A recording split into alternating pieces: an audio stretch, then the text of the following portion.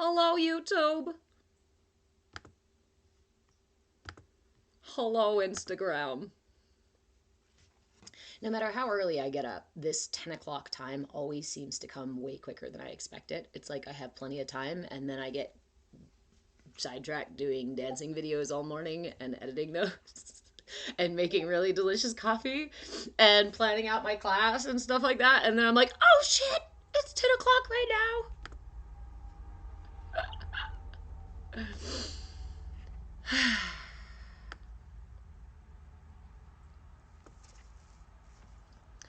Always right on time, every time, right?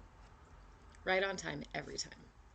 I've already had a little too much coffee. And I've already been dancing a whole bunch this morning.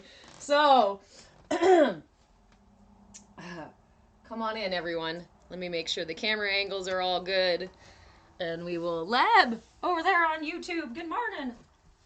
Hold on, dog, dog. Dog, dog, dog. Sir, it's not your turn for the pets. You got some very good pets this morning. You did. You did. I know. You were laying on top of me getting them. I know. Just a second. Just a second. Just a second. Okay. Sit right there. All right. Okay. If you'd like to sit underneath my chair, that'd be okay. But if you sit in front of my chair, I might accidentally step on you, and I don't want to accidentally step on you. So you can lay behind my chair or beside my chair. Because actually, I'm not going to do some side chair stuff today. So if you want to hang out over there, that'll be okay, too. That'll be okay, too. That'll be okay. It's okay. Here, let me put the incense down. Can I put it down? No. Can I put it down? Can I put it down?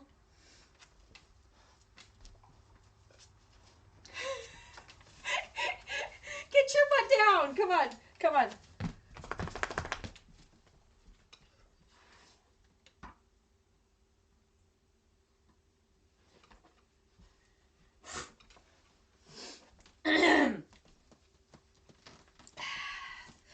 Somebody needs to have a talk with me about coffee and over-caffeinating myself in the morning because it's happening more and more. And hey, Inner Soldier, how are you? Hey, welcome to the field.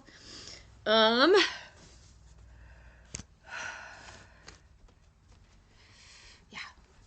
I gotta switch to tea again or something. Okay. Good morning, everyone. Good morning, Naomi. How are you guys? Just catching up on comments here. Welcome in, welcome in. Okay, it's already 10 o'clock. We don't even have time to like say good morning and shoot the shit for a minute because I turned it on exactly at 10 o'clock. You guys ready for a 30-minute gentle flow for everybody and every space? This is Tiny Yoga. I think we have a Kriya for that. At least a mudra, right? If I don't have a kriya for it, I've at least got a mudra for it. Okay, so what we're gonna do today, I know the last 2 weeks we have done our flow first and our kriya second, right? That's what we've been doing. I'm pretty sure that's what we've been doing. Today we're gonna do the kriya first. I need to adjust here just a little bit over there on YouTube and Instagram. Sorry, my computer is just not designed for full-on even chair yoga classes. Can you imagine trying to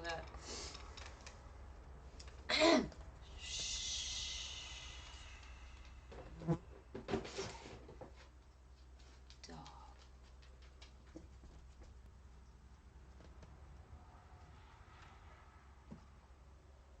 As I take another sip of coffee. Okay, so just FYI, everyone, I cannot see the comments.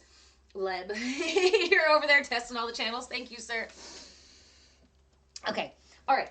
So we are going to start with our kriya today. We've been working with the Shakata Mudra, and that is the mudra for the solar plexus. It boosts our immunity and assists us in lower lobe breathing. So today we're going to warm up our muscles. We're going to do 3 sun salutation rotations to boost our solar plexus, support that boost of solar plexus a little bit more. Then we are going to find a couple of resting poses and finish with our mudra. So, Tiny Yoga is about a 30-minute gentle flow, plus a little more than 5 minutes for our kriya, and about 5 minutes at the end of our practice. Feel free to hang out as long as you can for this. Feel free to just dabble in a couple of poses here and there or try out the kriya. The point here is to just be present with the process, present with where you are at in the moment, and invite a little bit of self-care into your morning. So let's jump right in. We're going to go right into our YouTube. I saw that. Don't do that today. I'm far away from the computer. You're going to stay online for the duration of our flow. If you would like to leave after the flow, YouTube, you can leave. But do not fail me now. Now that we've spoken to YouTube, let's get into our Kriya. So, for those of you who are new here, hello. My name is Reverend Deborah. I am an interfaith minister, a movement facilitator, and clearly your shenanigan shaman. This is several things. This is our Kriya for Addiction, our 40-day meat suit challenge for the Kriya for Addiction, followed by our 30-minute tiny yoga gentle flow for everybody and every space. And then we're going to practice our mudra for another 5 minutes at the end. So it's a nice little long practice today. Find the pieces that work for you, that you have space and time for. And then just the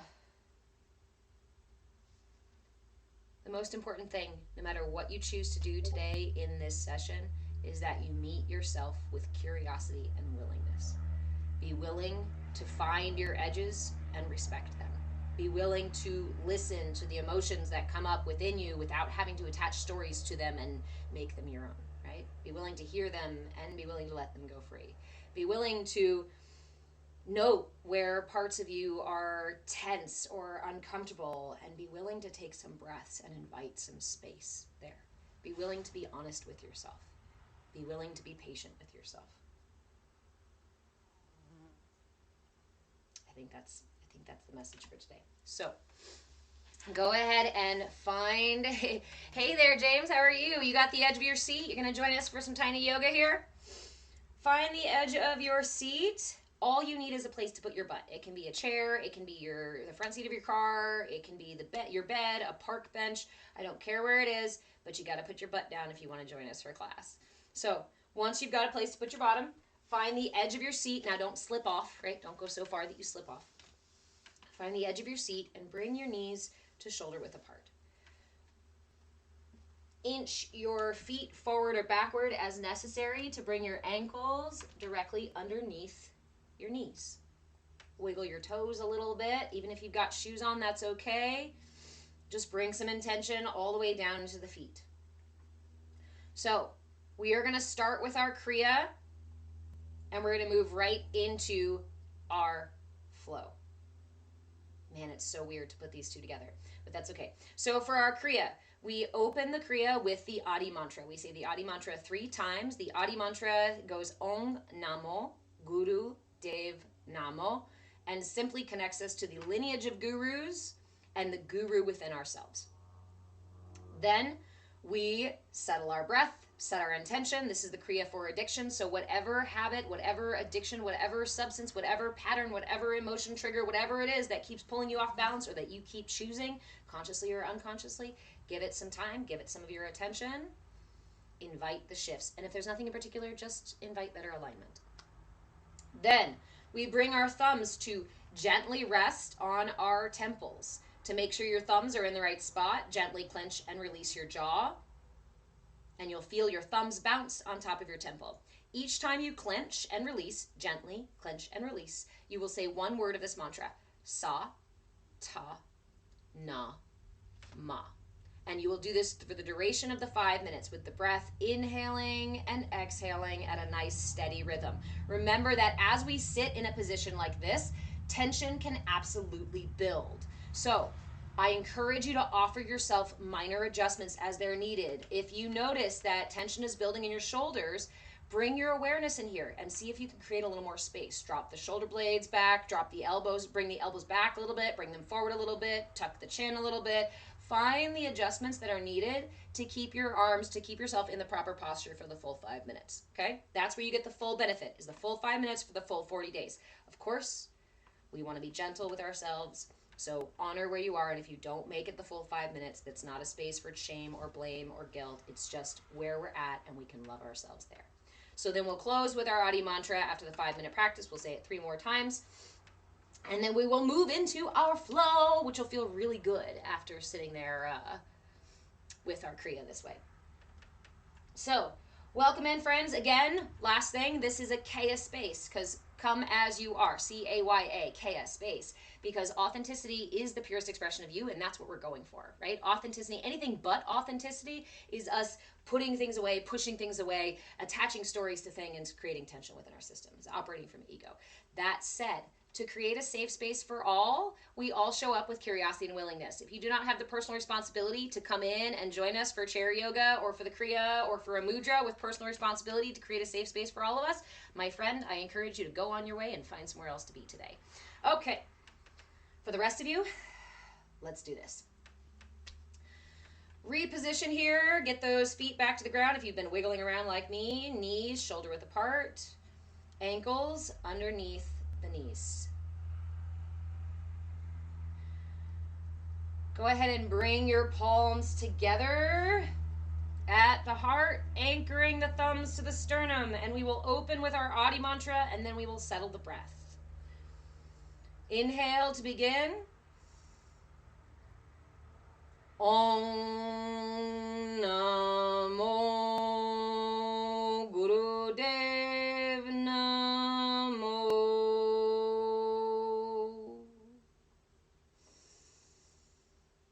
Om Namo Gurudev Namo.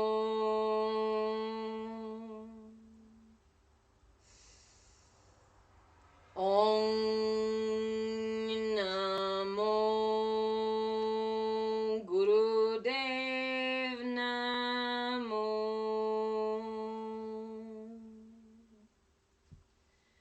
Take a moment here to settle the breath. Inhale through the nose, pulling the breath through the lungs and into the belly. Sigh it out. Inhale again, expanding the rib cage in all directions, front, sides, and back. Big deep breath. Let that go.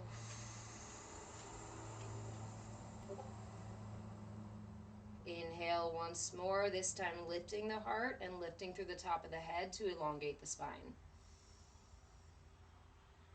Exhale, allowing the shoulder blades to melt down the back, releasing any tension in the low back, legs, hips, shoulders, face, neck, let it all go.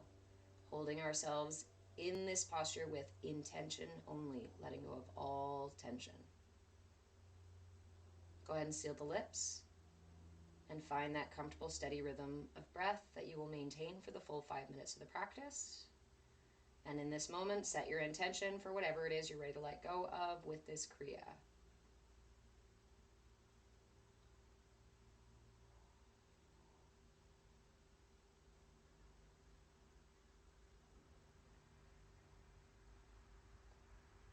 Go ahead and bring your thumbs up to your temples, curling your fingers into the palms. And then begin with the gentle clench and release, saying sa, ta, na, ma, with each clench and release. 5 minutes starts now.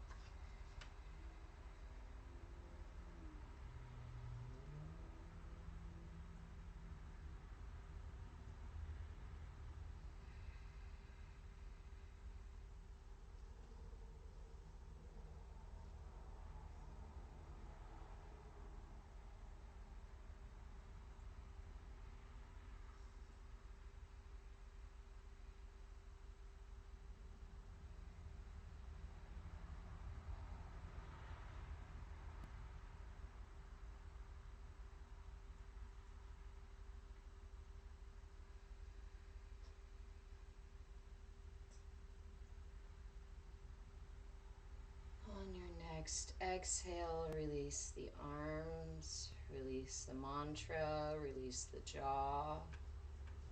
Bring intention back to your posture by lifting the heart and lifting through the top of the head. And just rest here for a moment to allow the body to integrate the sensations generated by this practice.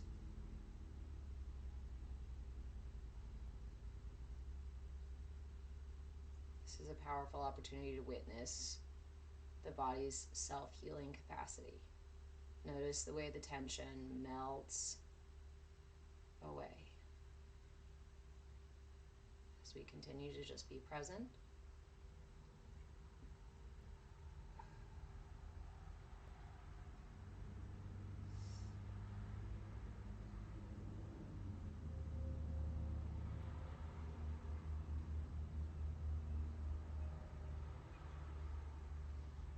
Give a last consideration in this moment to the things that you are ready to let go of, or just invite that improved alignment.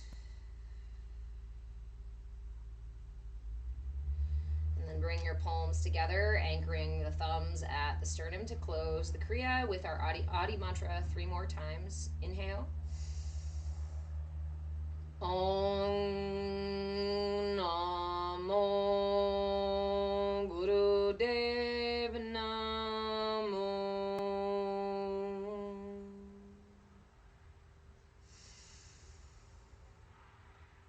Om Namo Gurudev Namo.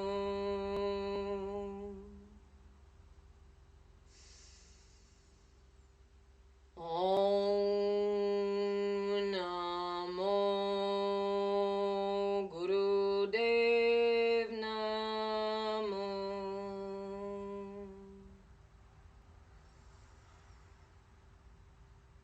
Go ahead and release the practice. Flutter your eyes open or keep them closed if you'd like to. And we're going to move right into our 30-minute gentle chair flow, starting at the neck. Oh, let me turn the volume down here. That was dinging before. Okay, we're going to start at the top. Hey, Stuff Tough, how are you? All right, guys. We're going to move right into our flow. That mantra feels so good in the head. So let's start with our neck, tilting the chin up. Inhale to tilt the chin gently up. Exhale, tilting it down. Not seeking overextension. Just finding a comfortable movement here. Down and up. Inhaling up, exhaling down. One more.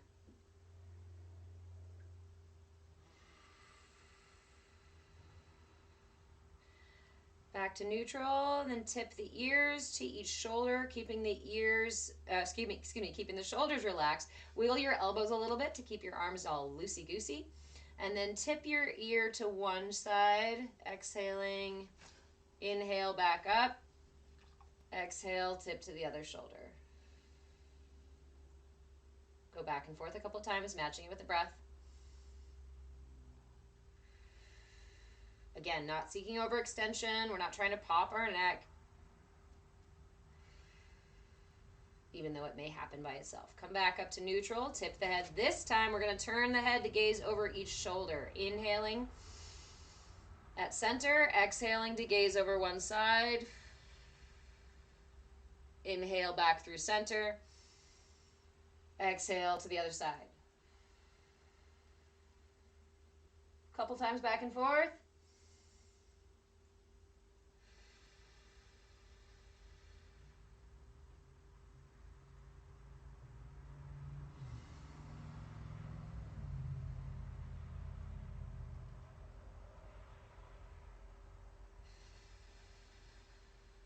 Back to neutral, and go ahead and offer yourself a couple of full neck rotations. One direction and then the other.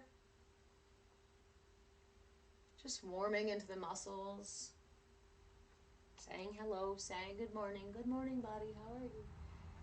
Other direction. Hello, body, how are you? Doing okay, thanks for asking. Oh, good. And back to neutral, and we're going to go ahead and move right into the shoulders. Lifting the shoulders up towards the ears. Inhale. Exhale, roll them back and down. Inhale them forward and up. Exhale, back and down. A couple more rounds. Really focusing on isolating the shoulders here. Keeping the neck nice and long. Other direction. Inhaling them back and up. Exhale, forward and down.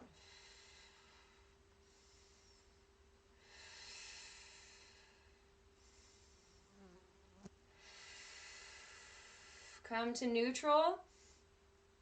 Then reach your left arm out in front of you and sweep it across the body, bringing the right arm to pull the left into the chest. So we're just reaching across the body here, stretching the fingers nice and wide, palm open, reaching to our right side with that left hand, using the right arm to bend at the elbow and press into the chest. Take a couple of breaths here. Reach a little further to get a little more stretch in that shoulder blade, that left shoulder blade.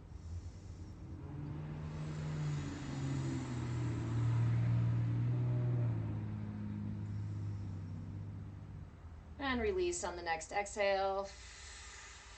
Other direction. Right arm out in front of you. Sweep across the left. Using that left arm to squeeze it to your chest. Again, stretching the fingers nice and wide. Reaching that right hand towards the left to get a bit of a stretch in that right shoulder blade. Couple of breaths.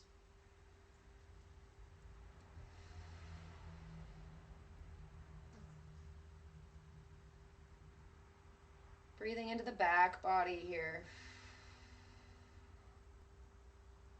Last one. Exhale to release. Bring the palms to the thighs. We're going to move into some little cat-cows first, and we're going to increase our cat-cows little by little by little. So start first with just the chest. Send this chest forward and curve the chest back. Forward, back. Use the shoulders. Bring the shoulders in, opening the shoulders, sending the chest forward. Curling the shoulders, sending the chest back.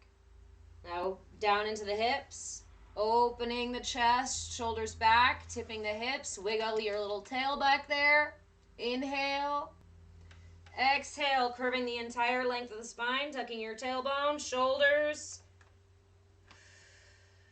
Inhale, chin up. Now the entire length of your spine from your tailbone to the top of your head should be moving with this cat-cow. Inhale forward. Exhale back. Couple more big deep breaths. Inhale forward. Move that whole spine. Exhale back. Inhale forward. Exhale back. Inhale forward. Exhale back. And up to neutral. We're going to move into a couple torso circles. Go one direction and then the other direction. Imagine as if your pelvic floor, if your pelvis is a bowl and you're using your tailbone like a spoon to scoop it around, to swirl it around, to stir it up. You can brace yourself by holding onto your thighs or onto your chair. And go ahead and you can start little if you'd like to, but we want to get the entire torso involved in this. So start with those hips. That low back rotation, using the tailbone to stir up whatever's in your pelvis, whatever's in your pelvic floor, ready to let go of. Getting the shoulders involved, even the head involved. Big torso circles in one direction. And then switch for the other direction. See how much of your upper body you can get into this. Keep your knees as neutral as you can. There's a lot of movement going on, so that's okay if they don't stay entirely neutral. Big movements. And back to center. We'll move down to our knees. Windshield wiper the knees by releasing them down to one side and then the other. Back and forth, back and forth. Again, you can rest your palms on your thighs or brace on your chair. If your chair is wiggly, I suggest bracing. Mine's wiggly.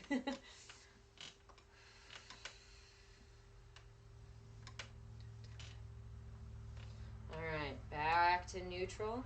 And then we're going to heel toe our feet and get our hands involved too. So when we lift our toes, we're going to press our palms forward, turn the palms out, extending all the fingers like so, and pressing through the wrists. So you want to pull the hands back and open, toes up, pull back, almost like you're trying to get the fingers to pull back for themselves, right? And the toes do the same. Inhale.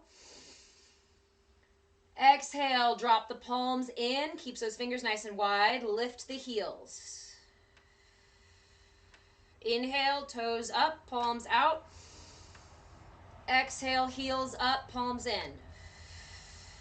Couple rotations here.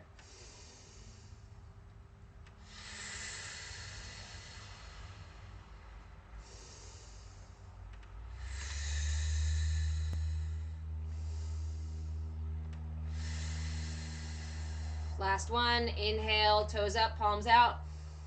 Exhale, heels up, palms in. Back to neutral, release the feet to the ground, palms to your thighs.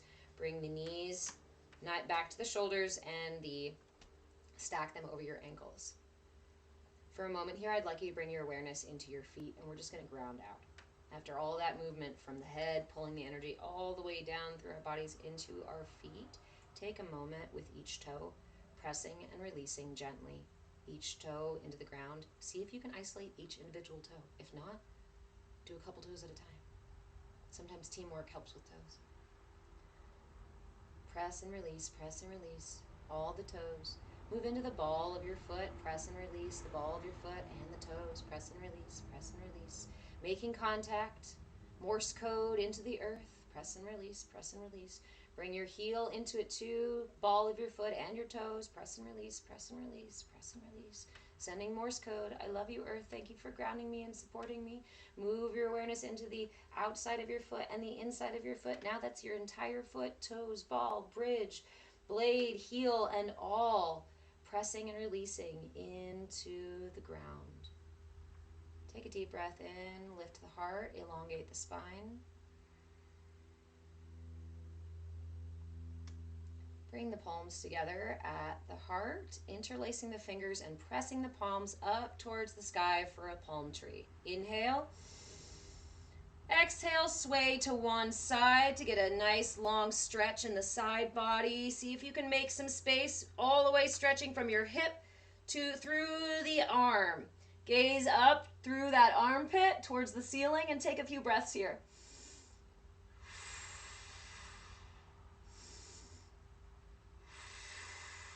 Making minor adjustments to get a deeper stretch. Exhale. Inhale, back to center. And we're going to go for the other side. Exhale, opening the other side, side body, long stretch. Gaze up past the armpit and breathe.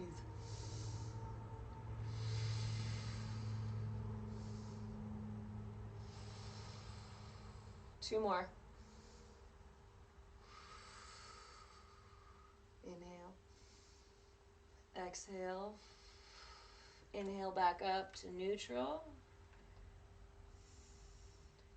Now turn the torso to the left with your exhale, releasing the arms, opening your arms so that you've got your right arm on the outside of your left knee. Left arm behind you on the back of your chair or on the bed or on the bench, whatever you've got behind you. Take a deep breath here. Exhale, gazing over that back shoulder and deepening this twist.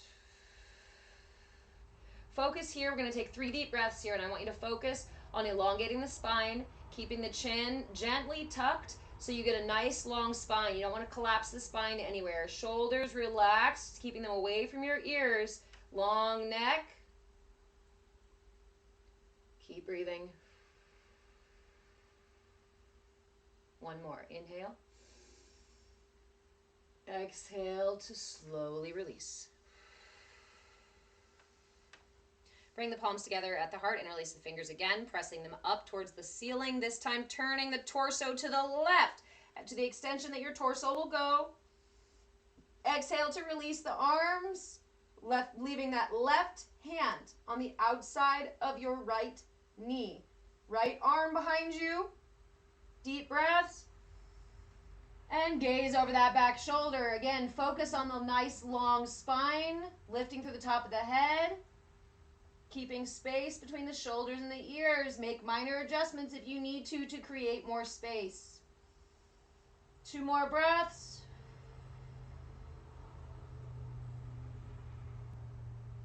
Last one. Inhale and gently rotate yourself back to the front. We don't want to slingshot ourselves out of those twists. Reach behind you, interlace the fingers for a little bit of a camel back bend. Inhale the chin up, gaze towards the ceiling, send the chest forward, open the shoulders, open the lower rib cage. Exhale, come back to neutral. We're going to move into 3 rounds of sun salutation. When we get through those 3 rounds of sun salutation, we're going to choose a resting pose, and then we're going to sit with our mudra. So, almost through. Welcome in, guys. Okay. Sun salutation, chair version of sun salutation is very modified. So, I will move through it real quick, and then we're going to move through the flow 3 times round, okay? So you want to bring your palms together at your heart. Inhale for a gentle back bend, sending your palms all the way up above you, my goodness. Exhale, forward fold. Inhale to lift one knee, the right knee up to hug to the chest. Exhale, kiss the knee. Inhale, bringing the palms together again for that mountain pose, slight back bend, arms overhead. Exhale, forward fold. Inhale, roll up to prayer. Then we'll do the other side. Prayer hands, mountain pose. Fold.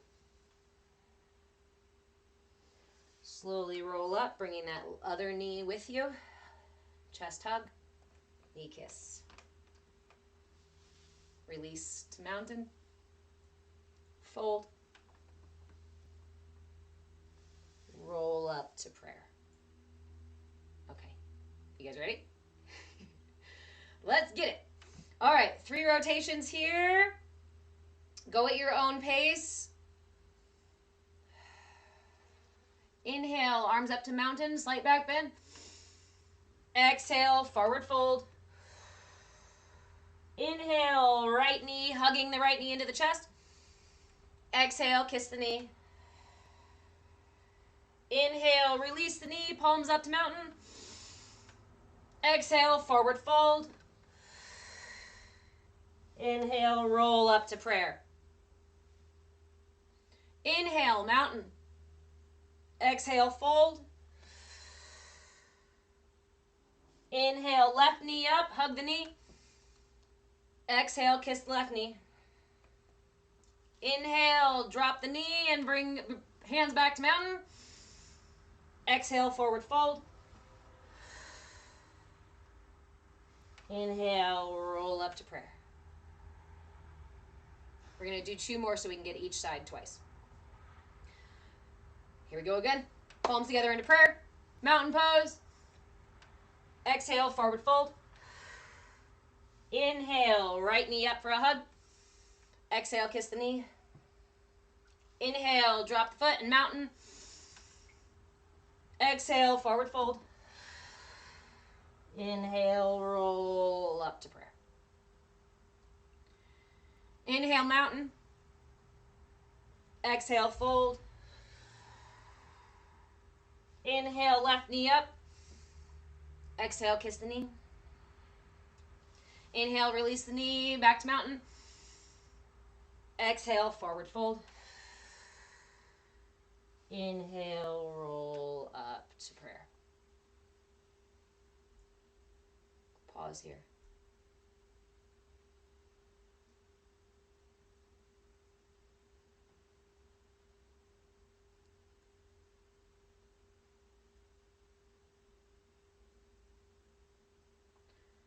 Move into pigeon pose now. So go ahead and interlace your fingers underneath your right knee. Again, inhaling it up to the chest. Big squeeze, hug.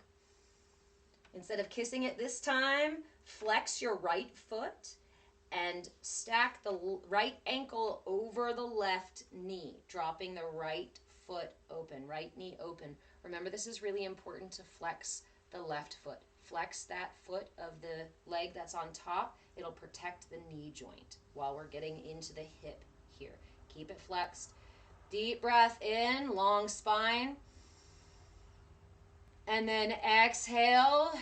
Fold as far forward as is available to you. If you just want to rest here on the on the shin or on the thigh, you can put some pressure on here if it feels good to do so. You can lean all the way forward, go inside of or over top of your pigeon. Whatever is available to you. I'm going to go this way here because it feels good. And just take 3 deep breaths here in pigeon. With each exhale, releasing any tension in that right hip.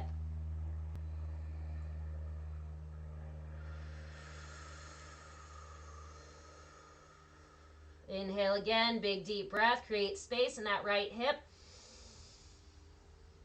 Exhale again, sinking deeper.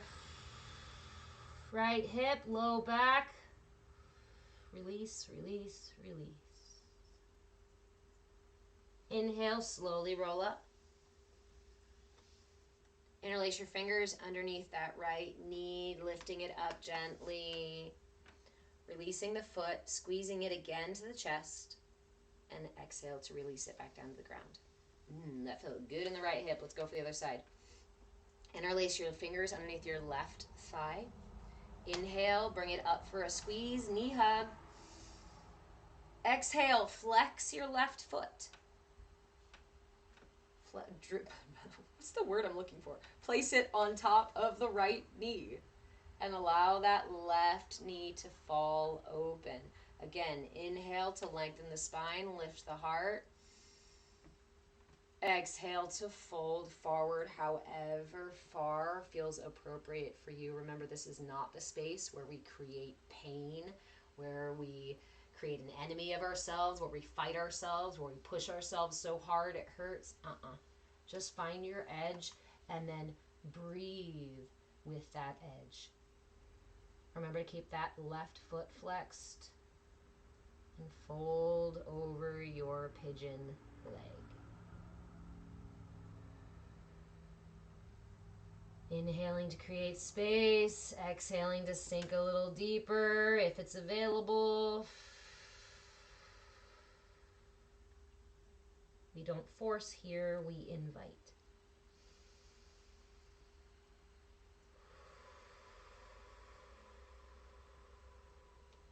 One more big deep breath on this left side.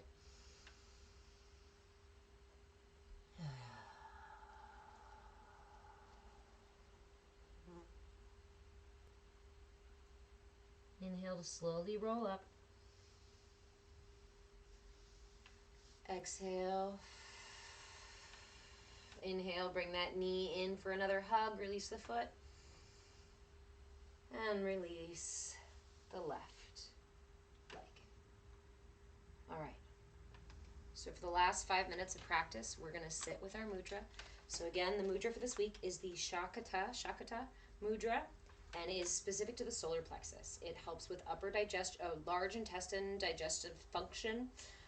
It helps increase digestive fire. It helps boost confidence. It's our solar center, so it overall energizes the body, brings more vitality and warmth to your system, to your digestion, to your esteem, and it facilitates lower lobe breathing.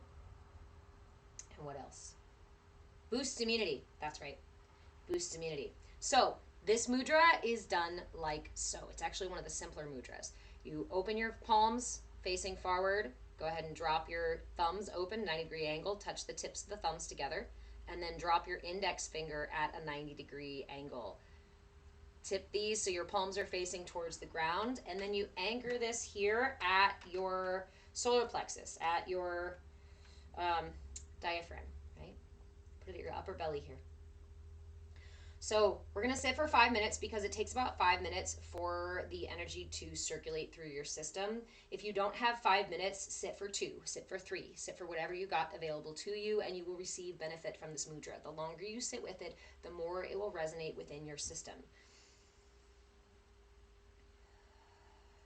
So throughout this 5 minutes, stop saying so when you start a sentence.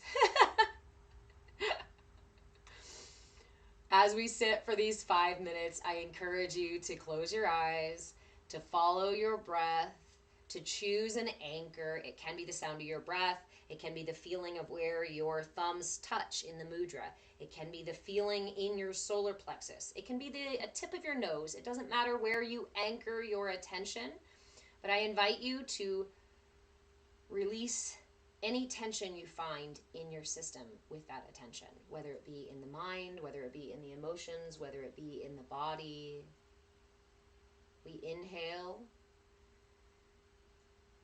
our attention, our intention to stay present and receive benefit from the mudra, and exhale any tension we find in our systems. Since this mudra is held here, I invite you to give your elbows just a little bit of a wiggle before we settle in for these 5 minutes. Make sure those arms are as loosey-goosey as they can be. And if at any point you notice tension building in the mudra, it may just be energy moving through your system. If it causes pain, please release the mudra, palms up in your lap, and just continue to breathe for the duration of the 5 minutes. So go ahead and grab your mudra. Our 5 minutes begins now. Again, last time, here's your mudra. Drop it here, your solar plexus. And just breathe. Remember that the foundation of mindfulness really is just cultivating our attention and our intention. So that's what we do here in this space. Anytime our attention gets pulled away, whether it be by a thought or a sensation or a distraction outside of us, I invite you to bring your attention back to whatever you're anchored in, whether it's the mudra, the breath.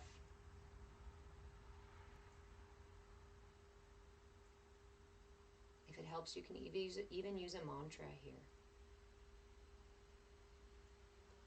But make sure that when your mind wanders off, we bring it back to the present moment and the present practice with patience, with love.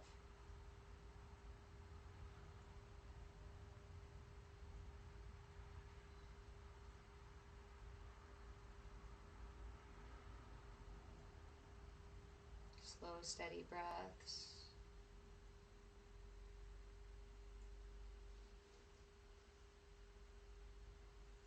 Inviting solar plexus balance. Inviting an immunity boost, digestion boost, self-confidence boost. Yeah. I'll take all of the above.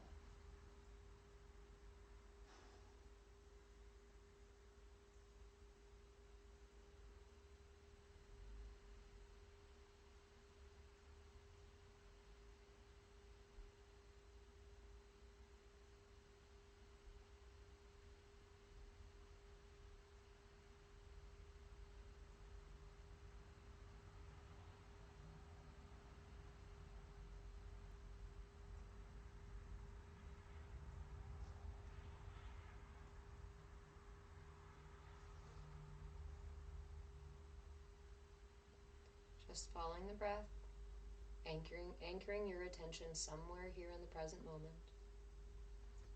Any tension you find, letting it go with the exhale. Nothing more, nothing less.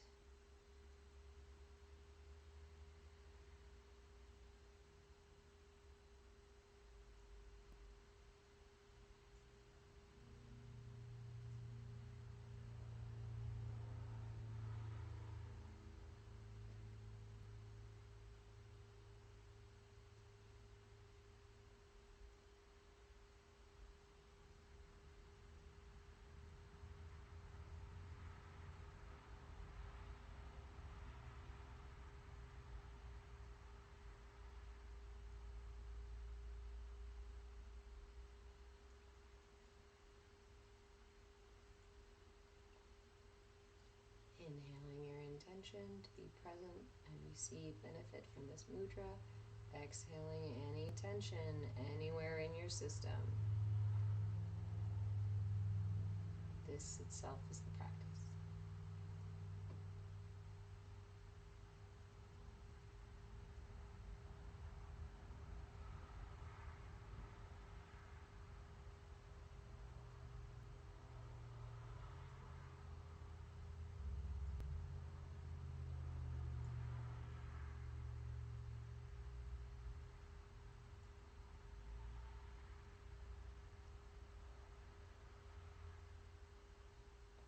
Stay with it. Keep breathing.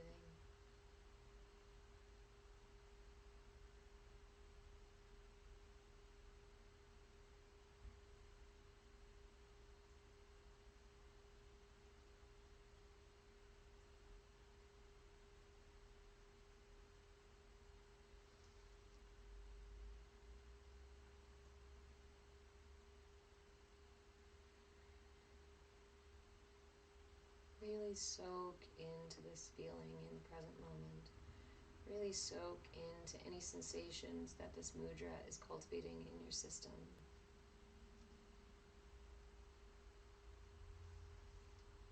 Be willing to be present with them and in awe of them.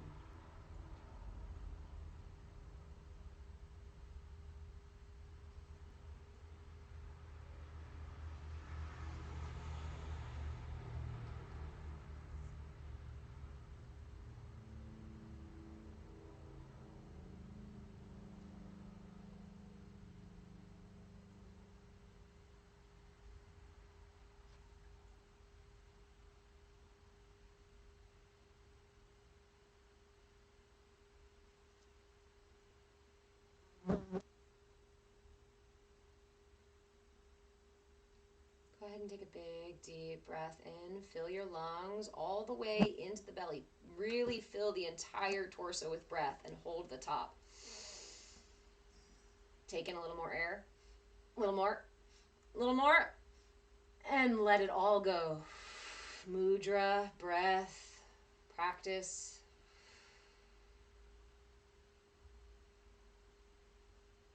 Pause for a moment here.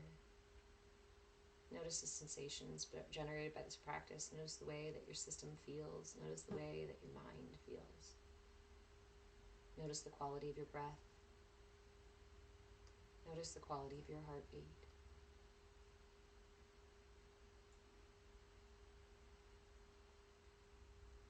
When you're ready to close your practice, feel free to stay here as long as you'd like. When you're ready to close, I invite you to bring your hands together into prayer or simply lay one over the other over your heart in gratitude for today's practice.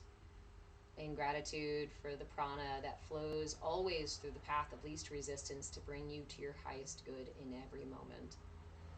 Offer gratitude for the practices that clarify our system so that prana can do its thing and we can get out of our own way.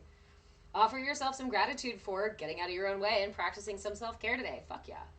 And thank you for joining me for another tiny yoga session for day 27 of our Kundalini Kriya and this awesome mudra for this week, and helping me cultivate this CAYA space where we can learn and grow and thrive together.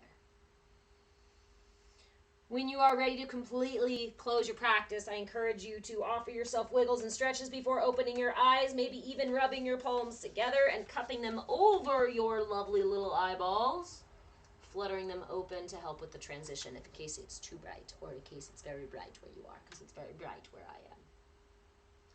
What a sweet puppy. You just stay here the whole time? Sorry, I'm an asshole with the baby talk. All right. Thank you guys for the follows. Thank you guys for the gifts. Thank you guys for the love. Hey, Danny, what's shaking? Bro, dude, that dog be sleeping hard. He loves tiny yoga. He will usually be here underneath my chair. You guys are very welcome. You know what was funny? When I was sitting with that mudra at the very end there, first my pirates went, "Here comes the sun, do-do-do-do. Here comes the sun." I said, "It's all right." First it was that. And then my brain said, my other pirate was like, no, this is the one. May the long time sun shine upon you. All the love surround you, and the pure light within you guide you home, guide you home, guide you home. I sang that one to myself the entire time, 5 minutes. Sorry I didn't sing it out loud, but badass blind woman, my gremlins kept telling me I needed to fix the cat tree. Tell me can't fix the cat tree unless you spend some time doing your self-care, right?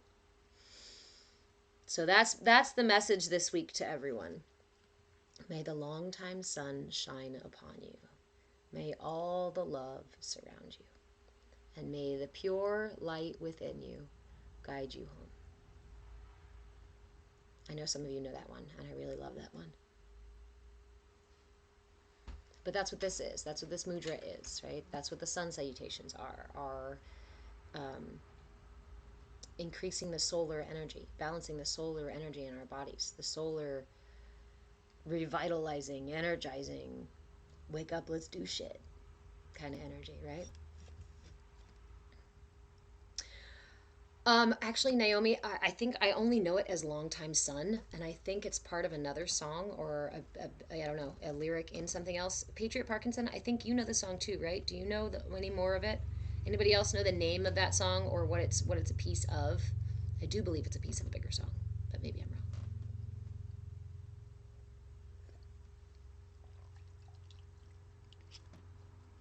Maybe I'll find. Okay, you're not sure either. Okay, maybe I'll find. Let me get my post-it notes here. I'll see if I can find the name of it for you.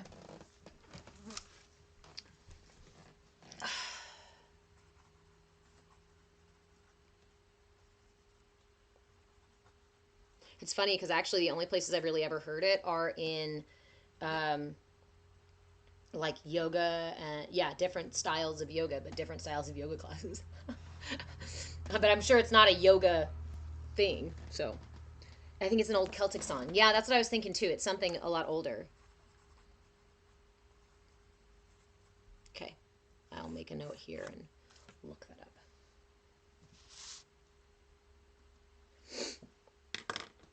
Okay, what day of your Kriya are you on? Are you practicing your Kriya? What day of your Kriya are you on? Have you guys noticed any anything from this mudra, from the Shakata mudra? I feel like I'm saying it totally wrong when I say it like that. Shakata, Shakata. I know it's the inflection. I know it's where I put the emphasis on the syllable. That's what making it sound funny.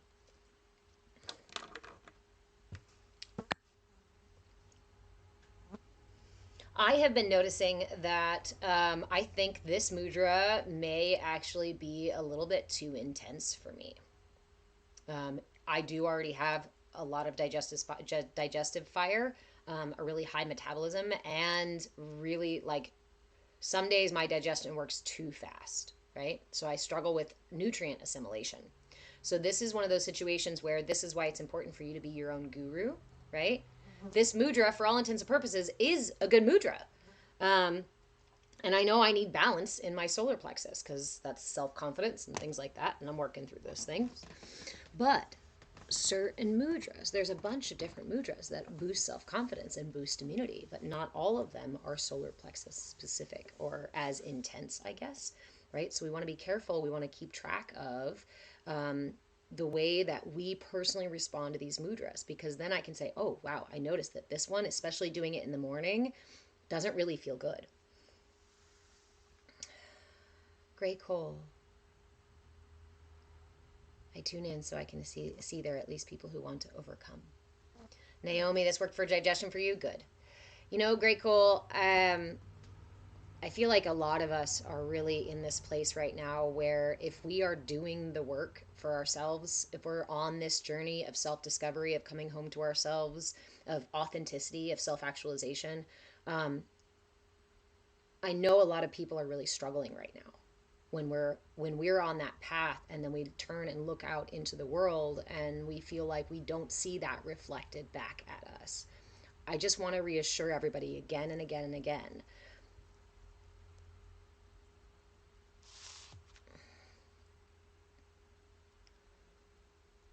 The narrative of the culture does not support self-actualization. To survive in the culture, you have to forego self-actualization. You have to forego the tools that lead you to self-actualization. So when we look around at our fellow, I mean, if you're here in the US, I'm in the US, so our fellow Americans, we turn around and look at them, and if we see them struggling through ignorance, density, frustration, emotional triggers, confusion, arrogance, right? We can at least look at them and have compassion, because we know what that feels like, right? I know everyone here listening right now, to whether it's live or recorded, you have actually absolutely been ignorant, and you have absolutely been dense, and you have absolutely worked from a triggered place. We all have. So I invite you to open your heart for the process, and open your heart for the recognition of how fucking hard it is to step off the wheel when everybody and everything around you is telling you the wheel is the only way you're going to survive. You got to be on the wheel, otherwise you're not going to survive, right? And that's the message that our culture says. You got to get the 9 to 5. You've got to put your kids in public school. You've got to wait to retire until you're too old to enjoy the travel and whatnot. You've got to, you've got to forego good nutrition because you just don't have the time, because you're like, I don't mean to dip so deeply into the how pervasive it is, but I just want to remind everybody, we are going through this together. We are going through this together. And someone asked me a little while ago, after watching, like, being, I guess, aware to some degree, right, for much of my life, they've asked, what have I seen change? And the really exciting thing is, I think that we truly have reached a kind of 100th monkey tipping point. What used to be arduous, what used to take a lot of work and a lot of study and a lot of years and a lot of intention and a lot of, is suddenly like the floodgates have opened, and now so many of us are just very easily seeing our karma returning immediately, seeing manifestation happening, seeing the imbalances and the struggles in our world and in ourselves, and going, whoa, how do I get out of this? How do I step out of this? How do I find something new? When the paradigm shifts, while we are shifting the paradigm, while we are rewriting the narrative, it's going to be fucking messy. And there's a lot of people who feel really insecure with stepping outside of the narrative, stepping outside of the paradigm. And honestly, there's nothing wrong with that. We can't shame somebody for being scared of something that is fucking scary, right? You don't mock somebody for being afraid of a scary movie. You recognize that it is a fucking scary thing, and that's the point of it. And the way that we live, the culture we live in right now, is unfortunately fear-driven, fear-based. But I want everyone to cultivate a sense of, I guess, awareness that there is hope. I don't want to force you to cultivate hope. But as somebody who's been watching these things and trying to bang on the wall to try to change the paradigm or talk about the narrative and shit like that for a long time, all of a sudden something has really, really shifted in the last several years. I do believe we are on an upswing. I know it's hard to watch people around us suffer, but one of the most powerful things we can do for their suffering is actually to walk ourselves out of suffering. Because when we do this, when we walk ourselves out of suffering, we give other people permission. One of the reasons I'm here doing these lives is because I live outside of the things. And I'm trying to keep moving myself further out. And I want to bring people together who want to move further out, because it's time for us to rewrite the paradigm, rewrite the narrative, shift the paradigm. And we can absolutely do that. Pooty Toots, my mind pirate, I am the 100th monkey. I guess it's better being than being the lone wolf, right? Yes, Rad Mama Yeti, there is still lots of joy. Lots of joy. And I think that we can really have hope in that. Like, the sun shines. The moon still gets full, and it still goes away. And there's still stars in the sky. And there's still shooting stars falling from the sky. And no matter how many satellites there are up there in the sky passing around, it's still kind of fun to watch them. And the roses still smell sweet. And the crocuses are the first ones to come up in the spring. And the birds still sing. Danny, what does the 100th monkey mean? There was several studies done on the collective consciousness through primates, and essentially what they did was they taught a new skill to one monkey. And what they noticed time and time again was that when one monkey had a new skill that was useful, right, they'll naturally share it with each other. They're like, oh, this is useful, I'll teach the other one. The first couple that got taught that new thing, it was hard for them to learn. It took a while. They tried it again and again to get it. And then as they taught more and more of them, what they noticed again and again and again in these studies was that at about a certain point, I don't know why they call it the 100th monkey, because I don't know how many they were doing, how many who were involved in this, but there was a tipping point where it no longer was difficult to learn. It no longer was new information, but instead was part of the collective consciousness in a way that actually made it easier for the next monkeys to learn. Almost made it second nature for the new monkeys coming in because everybody was using it. So when we talk about our evolution, right, a lot of people are talking about people are talking about divisive things like, oh God, only some of us are going to evolve and the rest, everybody else is going to, die in some fiery hellfire, apocalyptic, whatever. Oh my goodness. So only some special of us are here to save the world and all this kind of stuff, right? Actually, we are a hive mind. We are a collective consciousness, right? And so as we have done the work to enlighten our individual systems, learning a new skill and sharing it with others, what happens is that we put that information and we build that within the collective consciousness. So at some point, and like I said, this is what the 100th monkey thing looks like. It used to be arduous. It was taxing. It was long. It was lots of work. It was, and for those of you who've been doing this kind of ethereal stuff or spiritual stuff for a while, you know what I'm talking about, right? And more recently, what have I seen but this huge monsoon tsunami of people showing up and going, I'm waking up. What the fuck? It's happening now. I'm astral projecting. I'm seeing colors. I feel energy. Oh my God. It's the 100 monkey, guys. There is hope right there, then and there. That is hope in every fucking person. And what that means is that those that are not interested in the new skill, the evolution, the enlightenment, will have to fight harder and harder and harder to keep themselves in density, in ignorance. So what we're going to see is people either taking the cue from the universe and like riding that wave, as difficult as it's going to get, because it's not going to be easy to do that for all of us, right? It's going to be difficult because we have to step onto a new path, into a new place, create the new paradigm. And then you're going to see people just clinging tighter and tighter and tighter and tighter and tighter and tighter to their ignorance, with their circles getting smaller and smaller and smaller and smaller and smaller and smaller.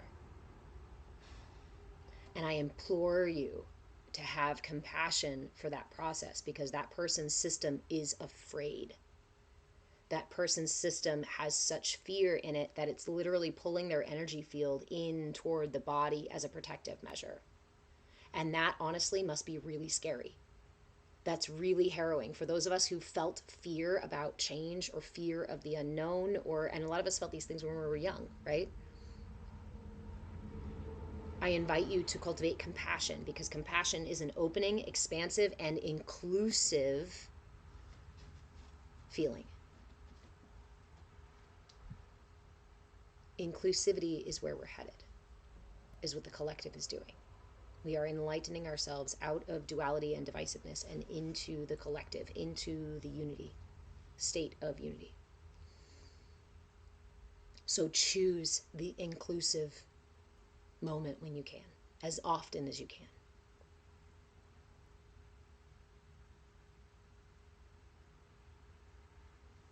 Yeah, badass blind woman. I love experiencing that when I share this information with others, they go on to share with others. And you guys know what I've said to a million times, right? I have been trying to talk about this stuff, sharing this stuff for a long time, and it never really hit, or it was kind of like still weird and woo woo. You know, I still grew up in that era of if you believe in aliens, you're a conspiracy theorist, right? That energy is still bullshit. And I'm like, but it's not. Okay, so, but what's changed in this last couple of years is suddenly like the ability to share it now. Now I can have conversations with people about it. Now I can go out in the grocery store and people know what I'm talking about. Like this is not, it's no longer some sort of weird conspiracy off fringe thing. It is mainstream, which also means we're going to see some manipulation of it. So they'll take what's mainstream and what's moving us in the right direction and manipulate it and turn it into something that is fear-based or something that they can make money off of.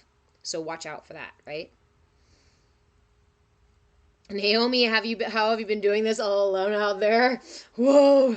Glad for this community. I'm grateful for this community too. And I know I'm not the only one who's been out here doing work, right? You know, but honestly, what it's been is my incubator.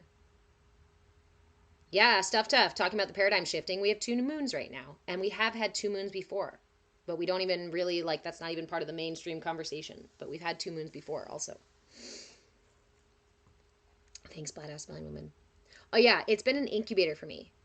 Because like early on when I had the information, I wasn't really applying it or integrating it in a way that truly developed understanding within me in a way that maybe would have made it easier for me to share.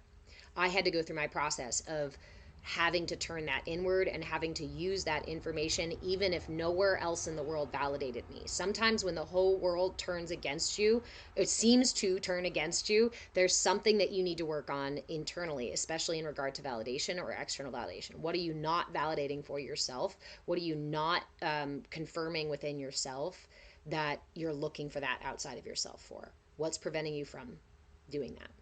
So I had to confirm these things for myself. I had to put them into practice, even if everybody else told me I was culturally appropriating, you know, or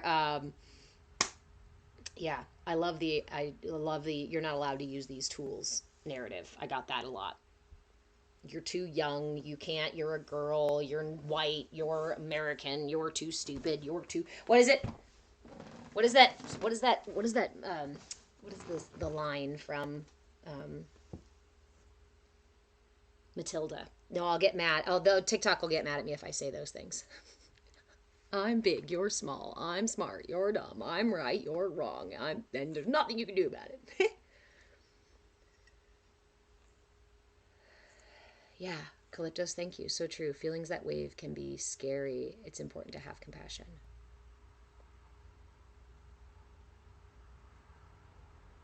Naomi, right? Because you grew up in it. I've always known I was different. Now ready to connect in here.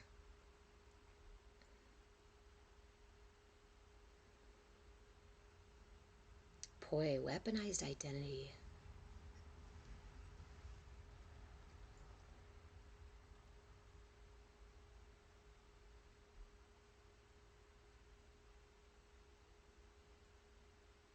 As long as we are creating enemies within ourselves or tension within ourselves or divisiveness within ourselves, we're going to view something or things outside of us as divisive or as battles.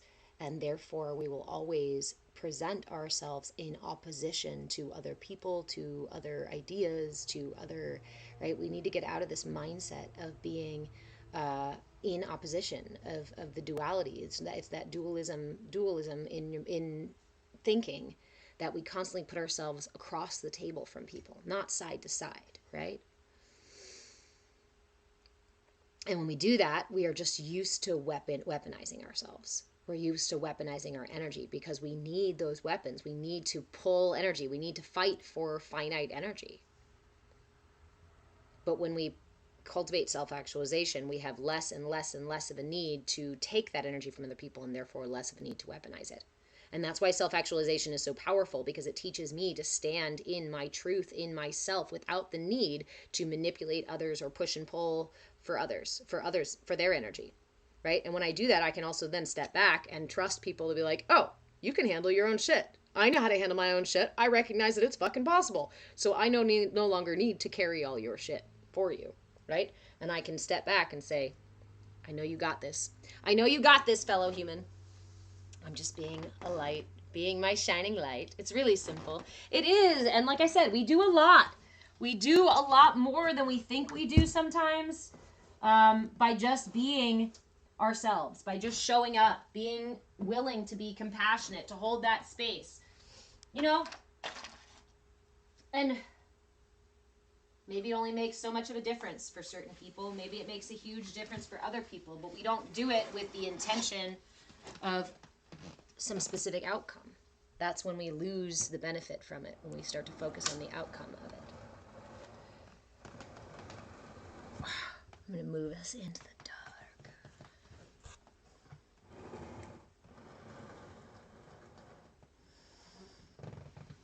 Ooh, boy, kind of like doing it first before others could do it against you. Yeah, but see, think about this, right? When we're doing that, expecting other people to attack us, again, the expectation that we set up, the brain is self-confirming. So when we set an expectation like that, the brain goes and looks for confirmation of the expectation. And that's how we get ourselves stuck in a loop of expecting other people to be assholes, expecting other people to be pushing and pulling on us. And to some degree, sure, that's true, right? Like I were just talking about, like there's a lot of people out there who are dense, who are operating in that ignorance, who are pushing and pulling on finite energy and are not interested in anything else because that's what they know and that's what feels safe.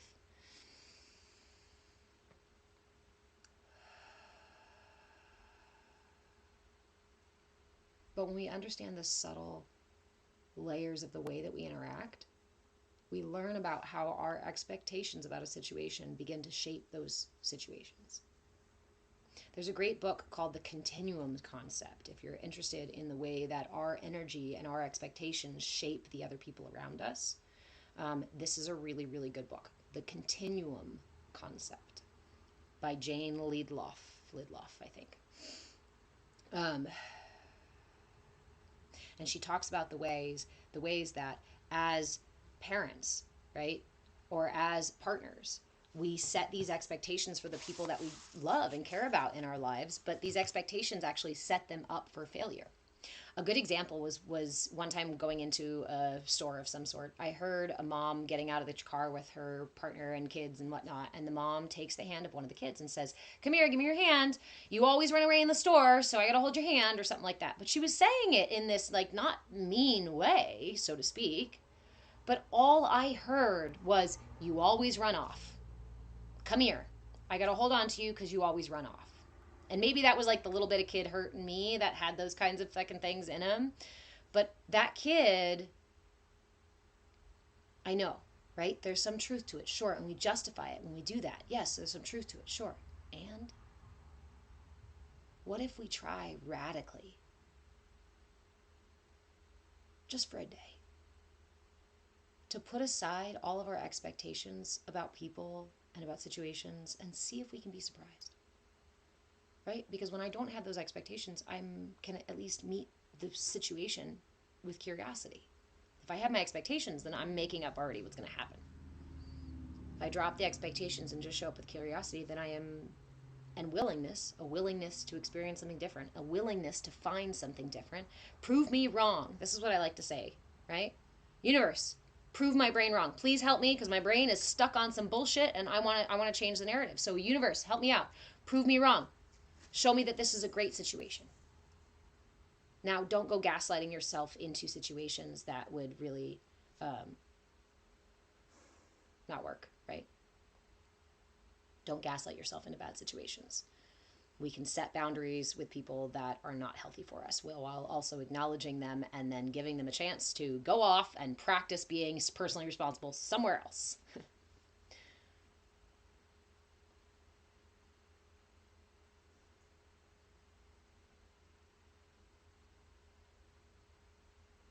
You've seen this play out in working customer service. Customer service is an amazing way to experiment with social structures, social paradigm stuff. I used to love it.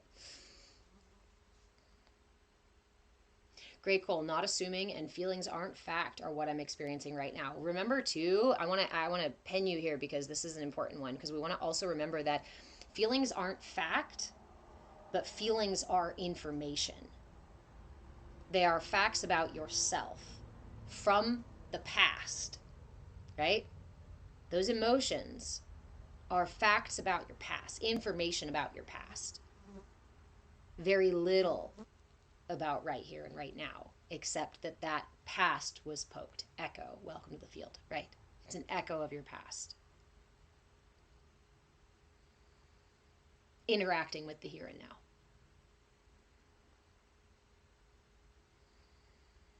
This is why I really like, whenever my emotions come up, I remember that these are memories, right? Effigies of past experiences. So when they come up, I take them like Polaroids, right? Or like a memory that just pops into my mind, or a phone call from an old friend. Hi, thank you for calling. Yeah, how have you been? Oh, interesting. Anger. You're still stewing about that thing that happened a long time ago. I hear you. Can we hold off right now because I'm in the middle of this situation, right? Let's breathe through this, and then later tonight I promise to sit in a meditation and breathe through that memory, right? Or do some movement later and dance out the frustration from that. Like, our emotions don't have to drive the ship. And when we let them, we are letting our past drive.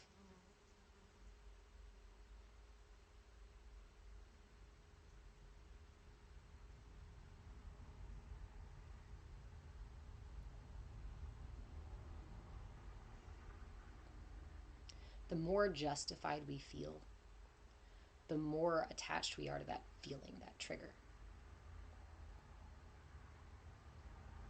And usually, the more important it is to set down that trigger, to pause and give yourself a moment, especially when you're feeling most justified. Naomi, I think of everyone at work like a friend or a family member who needs sometimes firm compassion. Yeah. I like to say, what did we say the other day about the quote? Strangers are just friends I haven't met. Enemies are friends I haven't understood yet. Strangers are just friends I haven't met. Enemies are friends I haven't understood yet. I haven't understood you yet.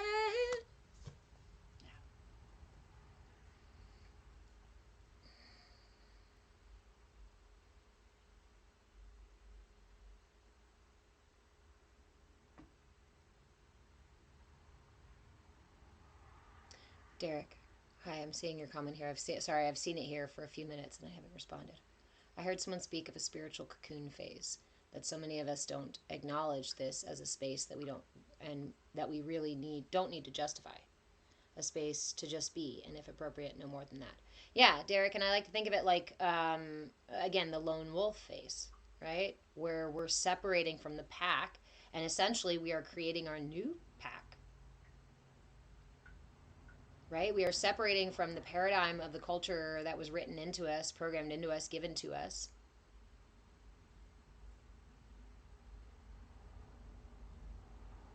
To create a new one.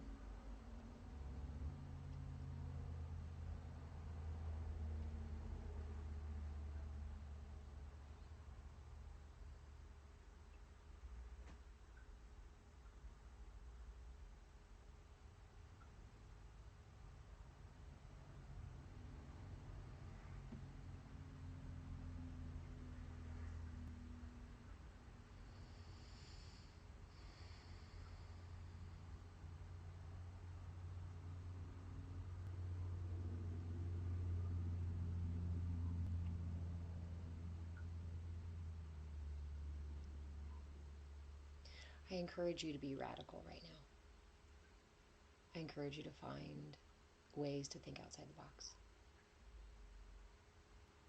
I encourage you to meet things that you are absolutely certain about with curiosity and a willingness to maybe learn something new. I encourage you to settle into your weird. I encourage you to move through with acceptance every single emotion that comes up, remembering, again, it is an effigy of the past.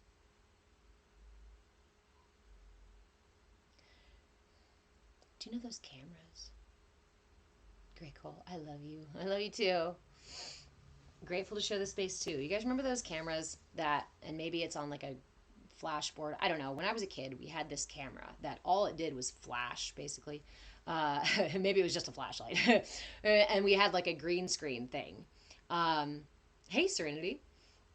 And we would stand against, no, it was white. It was a big white piece of fabric of some kind. I don't remember what it was. Anyway, you'd turn out all the lights and you would stand in front of this fabric thing. And then you would snap the photo, and what it would do was then create an image on there from the photo, from the light of it, right? The rest of the thing would light up in a way and turn it green. It was some weird thing that it did. I don't know, some photosensitive sort of deal. And I think of emotions like this. A snapshot of that one moment where you experienced that thing, right? A snapshot of the original trigger, of the original experience where your system needed to defend itself.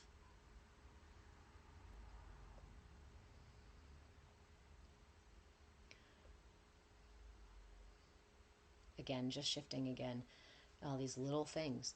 My system is my ally. My ego is not my enemy. My ego is my ally.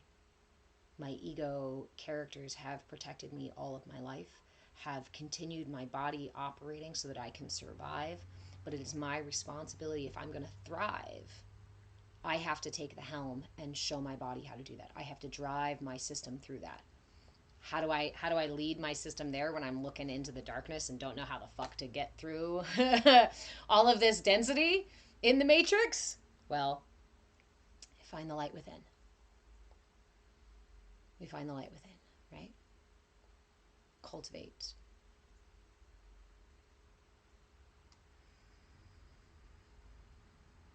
The ability to be present with these things.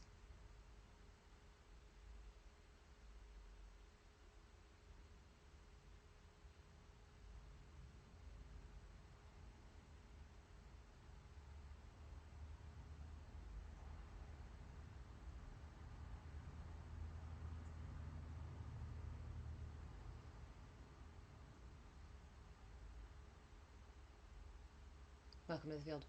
I've heard that said before too. The wound is the place where the light enters you.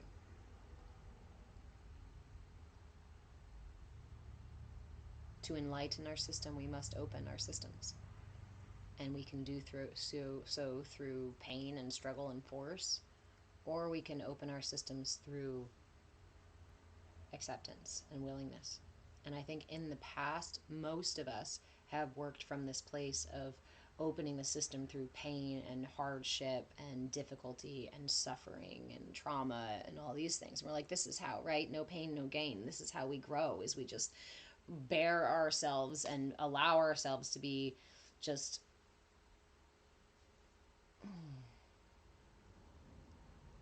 and maybe there was something necessary about that for the collective. But I really see it right now as something that we are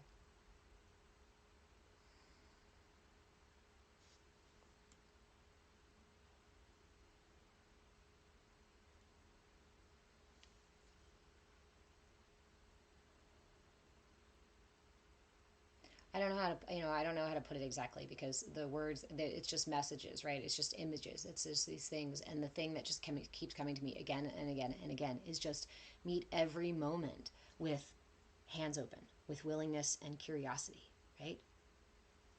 Willingness and curiosity. This is such a powerful thing that we can do right now. If somebody is, being divisive and whatnot, if we can open our hands and meet them with compassion and acceptance and inclusion, we don't have to engage in that divisiveness anymore.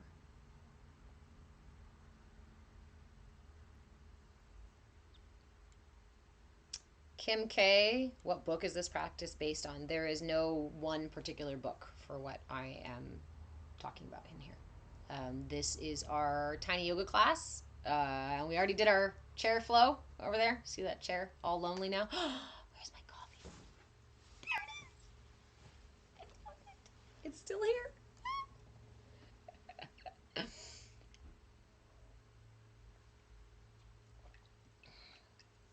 What I am sharing here comes from a lifetime of my own exploration. 20 plus years working in the field of human development and wellness. 12 plus years of studying in the field of human development and wellness across the lifespan, everything from prenatal to postmortem. And then 10 years as a reverend. And basically 40 years of being human. Because this is my classroom. This is our classroom. Regal poison. You guys catch my little... I really do believe that it is one of the things that saves my goat every single day. Is the joy for the little things. Do you know what I do every single day? Here are some practices that are every single day. I watch the sky every single day. Both for a little bit during the daytime and a little bit during the nighttime. I'm always watching the stars. Pretty much every night I'm out there watching the stars. Even if I'm busy during the day, I will regularly stop to sit in the sun. Now I have a daily practice of dancing too. Hey Brian, how are you? Yes, I have daily meditation and mantra practice as well. And those are helpful, those are supportive. But some of the best magic comes through silliness. Comes through curiosity, a willingness to be a little bit absurd or a lot bit absurd. Kim K, have I been to South Asia? No, I have not been to South Asia. It's one of the only areas in the world I haven't been yet. Yeah. I've been I shouldn't say that because, okay, so my breadth, right, is as west as Hawaii, as south as Brazil, as east as Greece, I believe, and as north probably as Alaska. Yeah. Strangely, I haven't been to Canada. I've lived in other countries. I've been to several other countries. I've traveled all over these United States, but I still have not crossed the border into Canada. Used to live in Mexico. Have studied with people from all over the world, from those places, from further east than I've been, and further north than I've been, and further south than I've been.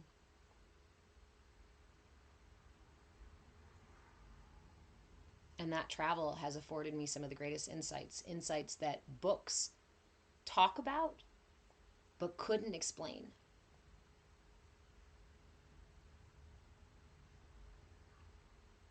Moments like being in the Amazon rainforest, out in the jungle, in the middle of nowhere, with my small family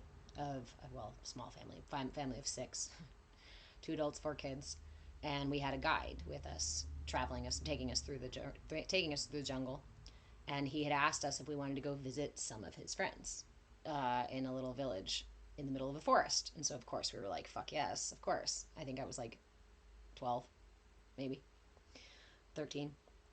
So we go to this village, and the kids, the kids don't speak English. We don't speak what they speak. The guide is translating for us, and all day long we're trying to hang out with the kids, and the kids are trying to hang out with us, and we're doing okay. We're figuring out how to like communicate certain things, and we're playing in canoes that these kids hollowed out themselves, and like racing them, and of course they're winning every time. And we play soccer in the field, but of course they spend more time playing soccer than us kids did, so they cream us. But there was a moment while we were playing soccer, and I know some of you have heard this before, but it really tickles me.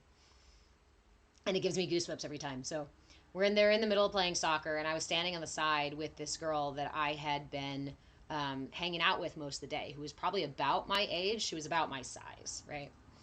And my brother was playing soccer. Mind you, it's in the middle of the jungle, right? So it's wet, it's muddy, we're playing soccer, and my brother does a classic cartoon move where he runs for the ball. It's in the middle of a mud puddle.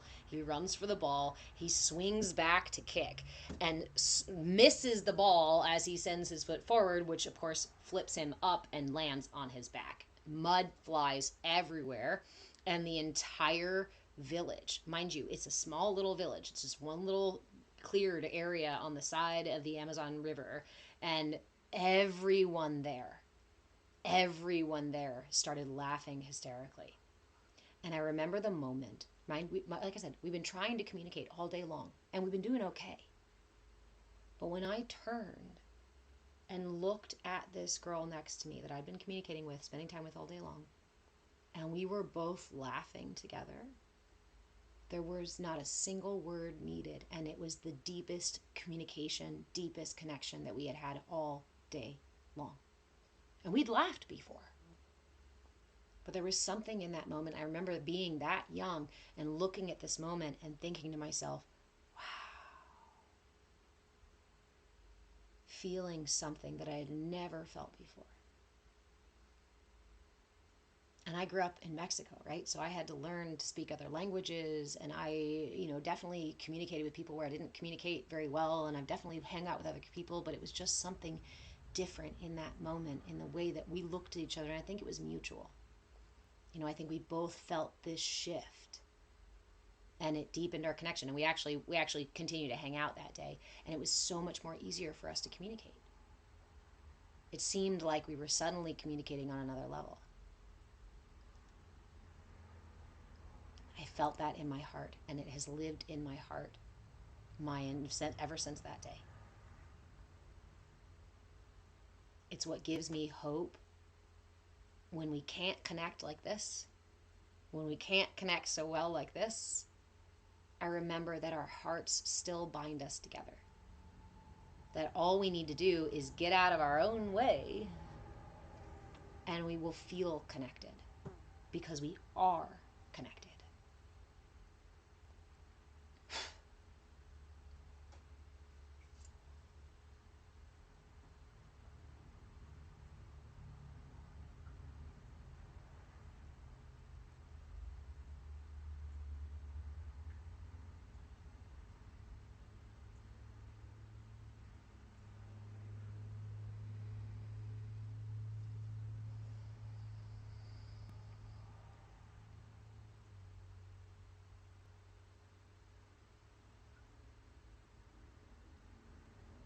Love you too, Jessica.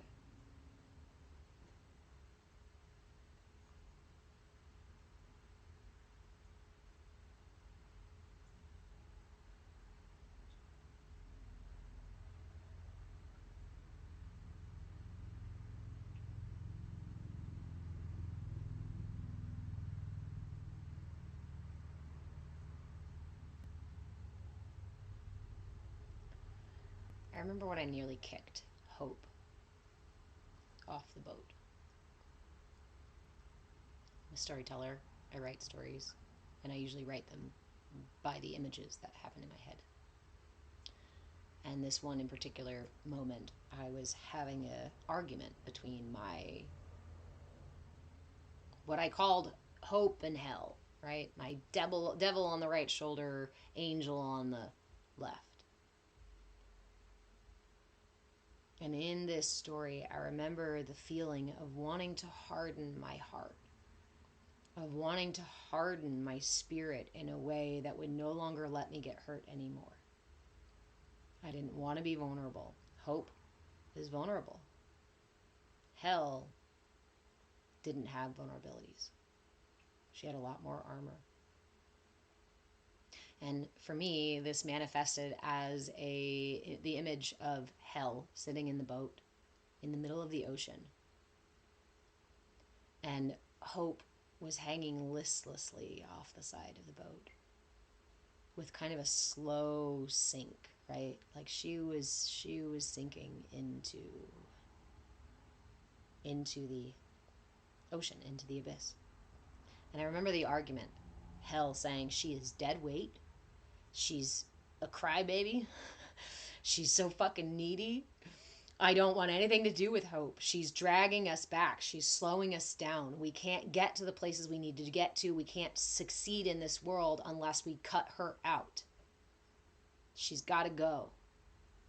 That heavy masculine energy in me, that solar energy in me, that, external matrixy energy in me was like, fuck her. Let's just harden up and be an asshole so we can get through this world. It's the only way we're going to be successful. Pick ourselves up by our bootstraps. I'm grateful that in that moment, Jessica, yes. Jessica says, but she's the only one who knows where you're going. We can't run the ship with only one brazen pirate.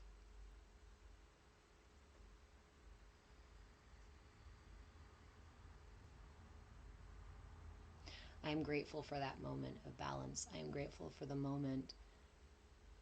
And I don't remember exactly. I think it's a story somewhere now, actually. I could probably read that story to you guys at some point, too. Thanks, Vod. I love you. But something happened in that moment. And I don't remember how we reconfirmed it. I don't remember how we got through that. But I convinced Hell to pull Hope back in the boat. We need her. We need her, otherwise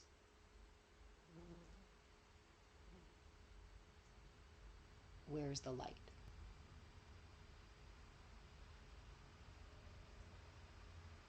Regal Poison, love that echo. I was just thinking this morning listening to Mamma Mia's song about hope, not a person. Wow. I love you too. Oh, I already said that, but I love you too. And you too, Regal Poison.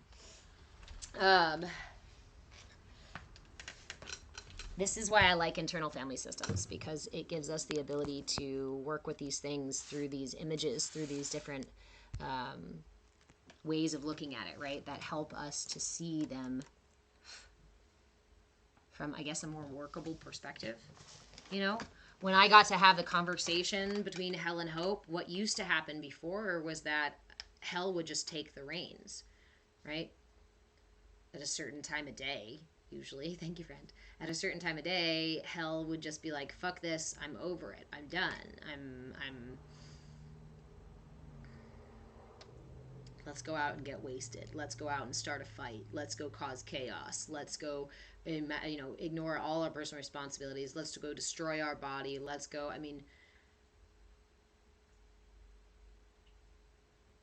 Hell wanted to be numb. Hell wanted to shut out all of the sensitivity, all of the vulnerability, and just become a big overblown solar plexus, right? Because that's what this culture says is successful. That's what this culture says strength is, right? This culture tells you that if you can beat somebody up, you're stronger than the other person. But when you're the person who chooses not to beat somebody up, well, now you're weak. Now you're scared. Now you're whatever. And again, I'm like, this is what children do. This is what toddlers do. When they are first learning how to move, they're going to throw fists because they don't know anything else.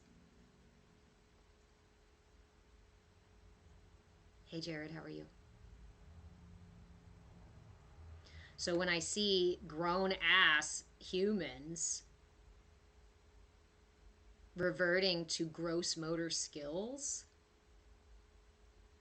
again, I shift to compassion and say, oh, you didn't update that part of you. That part of you is still a toddler using gross motor skills. This is why it's important to enlighten the system. Naomi, have a great day at work. Because otherwise we just keep operating in the ignorance of our childhood tactics.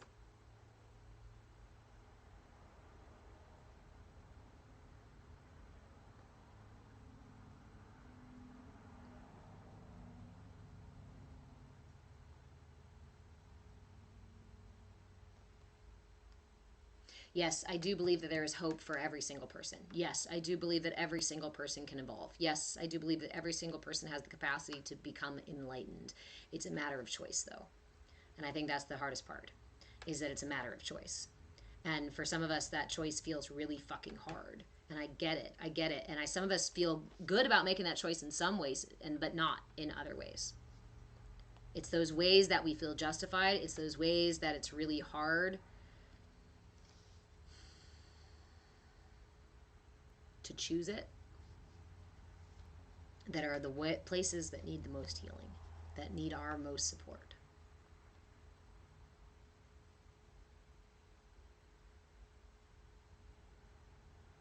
The beautiful thing for me here, really, the beautiful gift here with being able to do this grand experiment is to be able to sort through these concepts. Because like I said, I'm a storyteller, right? So I'm a visual person, and a lot of this, or I'm a visual storyteller. So a lot of these things happen in images or in energy feelings, and being able to like articulate them into words is what I would really like to do. But they don't always, we'll get there. Thank you guys for the opportunity to explore these things and to chew on them and turn them around again and again and again and again, and take little bites and little bites and little bites until we truly understand every aspect of this prism, this truth, this reality, right? And this is the thing. Making messes, fucking shit up. That's the thing. Reality itself is a prism, so we have all these facets. Truth itself is a prism, so it has all these facets, right? There's no like singular point, because the truth has so many pieces in it. What is real, the reality has all of these different subtle layers, and it's through the exploration of these more subtle layers that we understand a thing, not by looking at it from the outside and going, oh, it's just a thing. I can know what it is. Oh, it's a prism. I'm not ignorant, right? But to a degree, I can still have ignorance, because if I don't know what the prism is for, I don't know how it works, I don't know how to use one, all of those such things. There are subtle layers to enlightening the system, to understanding. This is the thing. I want to like impress this maybe, because we have this idea about enlightenment being something that's so far out of reach, and something that's only for the most enlightened or yogis, or only for the special people, or what have you. Enlightenment is the state of bringing awareness, which is light. Light is your awareness is light, into your system. So the process of enlightenment, the journey of enlightenment, you are on, and you are taking steps on that journey every single time you bring light and awareness into your system, even if you don't change anything. I want you to start here, recognizing that just giving your attention to your system, to your reality, is enlightening your system. Don't buy the bullshit that you don't have the capacity to do it, that you're not allowed to do it, that it's for other people with different cultures, or people who look different from you, or that it's so far out of reach that you should just never, just fuck it. Don't even try. It's too fucking far away. It is right here, waiting for you. And this is what I have discovered after spending my life traveling the world, looking for it, running around all around the planet, trying to fucking find it. Funny aha facepalm moment when I was like, it's been right here the whole time.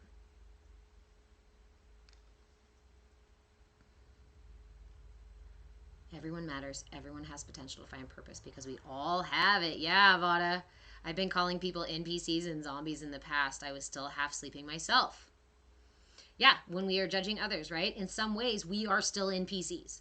In some ways, we are NPCs for other people, because we don't really have a whole lot of things to do in their life. So for all intents and purposes, there are people who don't have much interaction with us, and you can call those NPCs.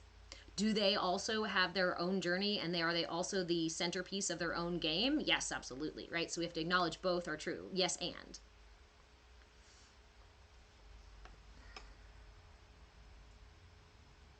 Thank you, friend.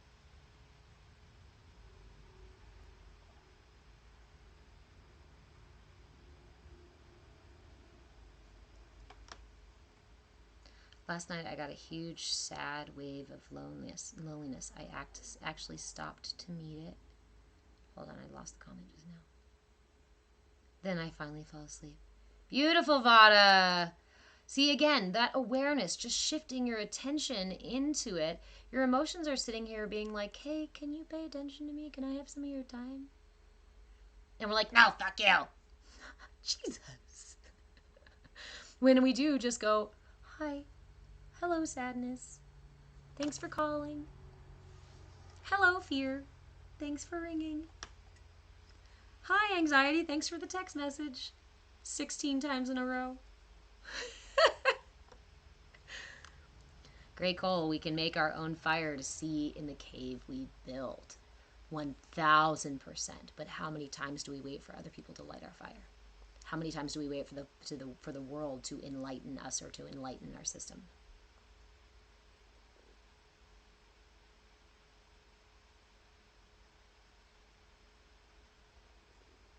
Two Spheres, you know how to reach me. Yeah.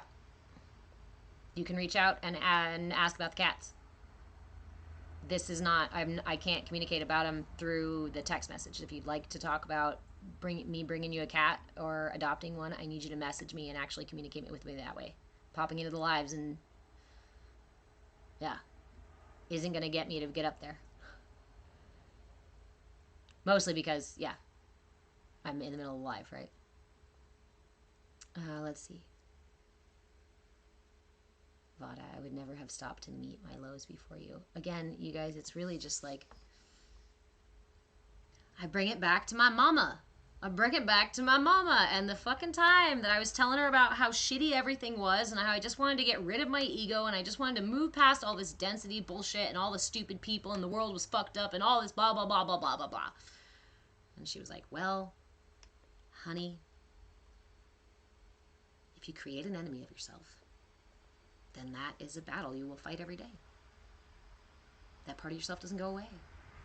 And that means that's a war that you will wage your entire life long. Is that really how you want to live?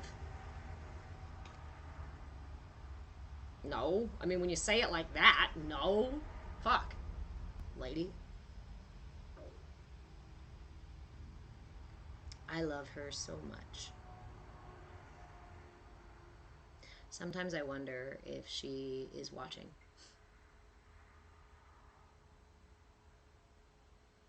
I wouldn't know, and she probably wouldn't tell me if she was.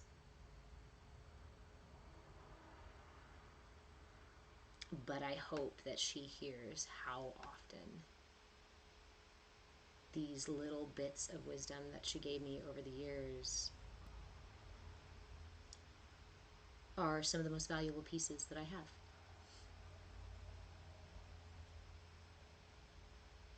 Jared, it looped. Oh, it looped on you? Oh no. Derek, the difficulty in parenting our inner children while still figuring out how to interact with the world. And that's where we go back to kind of the lone wolf space, right? And honestly, hell, that's where my mother is. She's out in the desert being a lone wolf and up in the forest being a lone wolf, still learning to meet her inner child. And I know a lot about her, you know, her past and her childhood. And I know how painful a lot of it was. And I know how afraid that little girl was. And I know how much she deserves her own love and affection. And that's why I let her go out there and be whatever she is. I could chase her down. I could harass her. I could force her to have a relationship. I could force her to go through the struggle of connecting and seeing these things and being triggered and stuff. But I instead offer her grace and love on her journey. Because it is not my place to lead people around, to drag people around, or to pull on anyone else's coattails. Because they are not my source of truth. They are not my source of energy. They are not my source of light. And by finding the light within, by cultivating my self-compassion, by filling my cup first, then I can show the people I care most about how to do that too. And it's their choice. It's their choice. And I have to let go of that choice. It's the hardest thing when we care about people. When we love the people in our lives, we want them to heal. We want them to feel okay. We do not want to see their suffering. But in our attempting to fix their suffering, we are doing them a disservice because that is that suffering through which they must walk.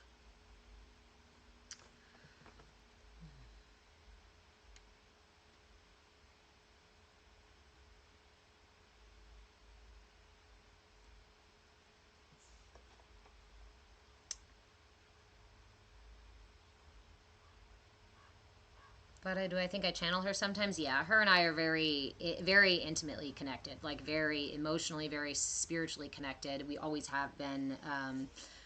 Yeah, I was her first too, and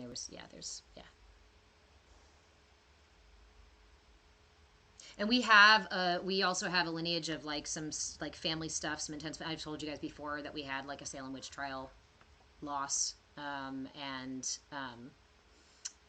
lots of healers, lots of magic in the women in my family, but also a ton of condemnation for that, and so a lot of like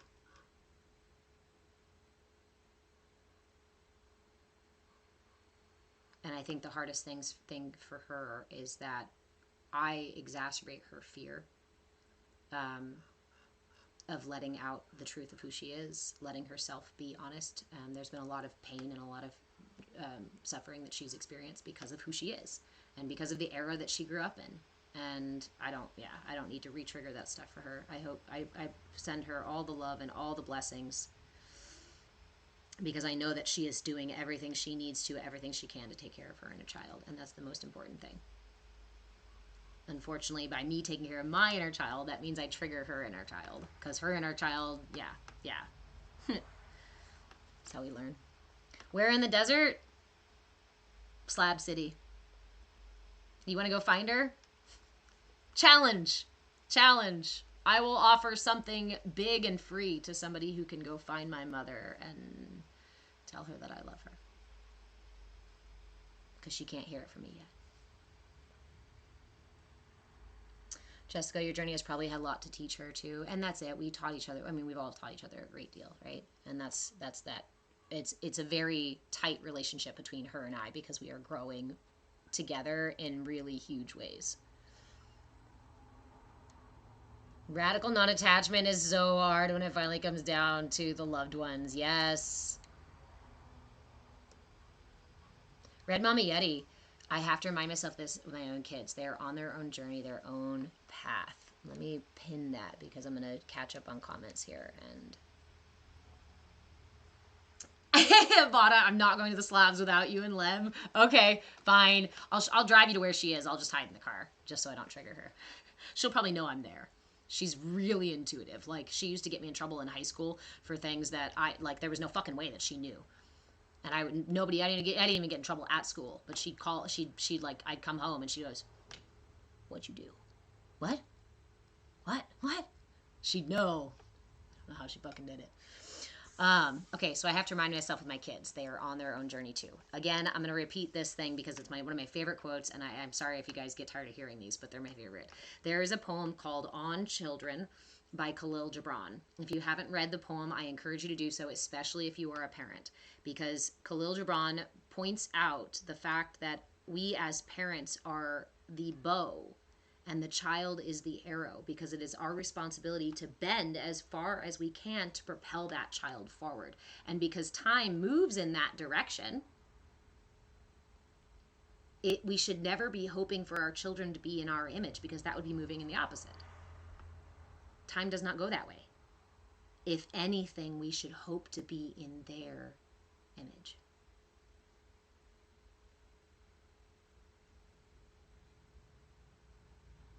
Pause for a second to let go of the old narrative and the old paradigm that you are shaping your children. Yes, we know the culture is enculturating them and we are shaping them and all these things are happening, yes. But that is their journey, not your job. It is their journey. Our responsibility is to keep them safe and offer them a container to explore.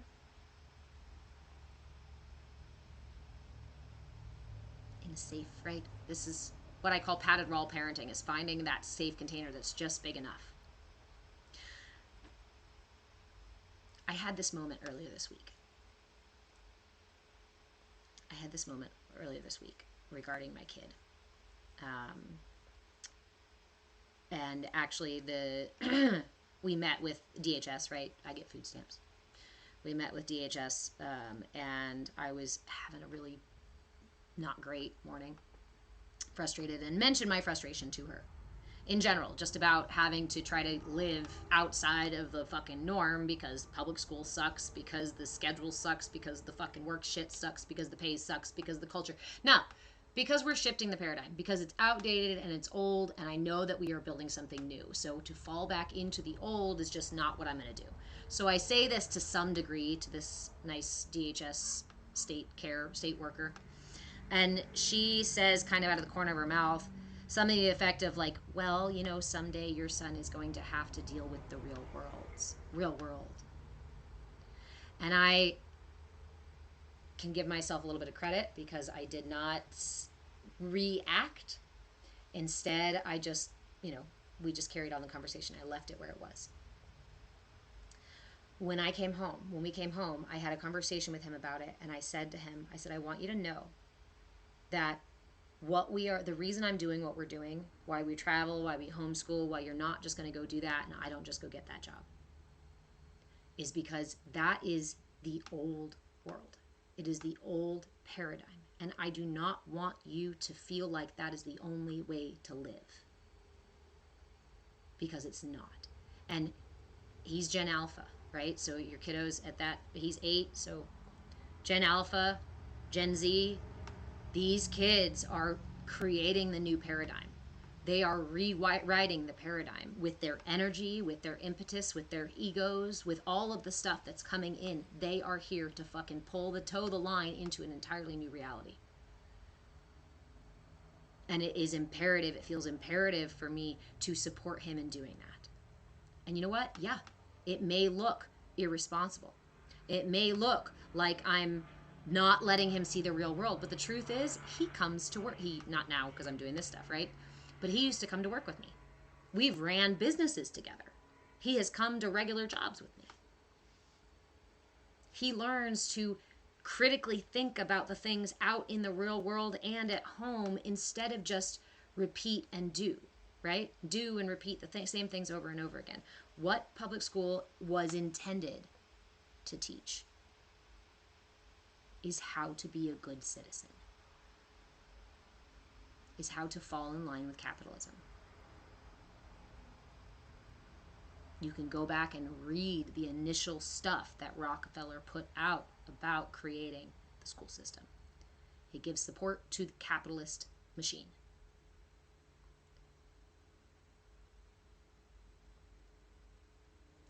Be radical. If you can muster it, be radical. And remember, when someone whispers in your ear, ooh, don't look outside the box. Don't step outside the box. That means they are inside the box. Unless you want to go back in the box, don't buy their bullshit. Crabs in a bucket. Crabs in a bucket are going to pull crabs trying to get out of the bucket back into the bucket. Once you can see out of the bucket, once you can reach that fucking rim of the bucket, my friend, jump. But it triggered me, Vada. You say you're doing the right thing. I know, but it triggered me. I wanted to argue with her right then and there. I wanted to be like, ah. But I also went home and was like, because part of me was like, fuck, maybe I am. Maybe I'm making everything fucking harder on myself. And I probably am, because it's a little bit harder to live outside of the norm.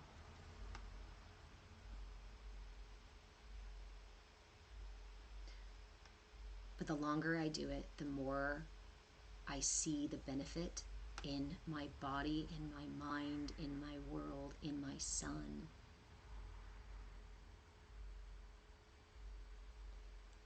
It's being confirmed more and more and more and more, and I've got to follow that.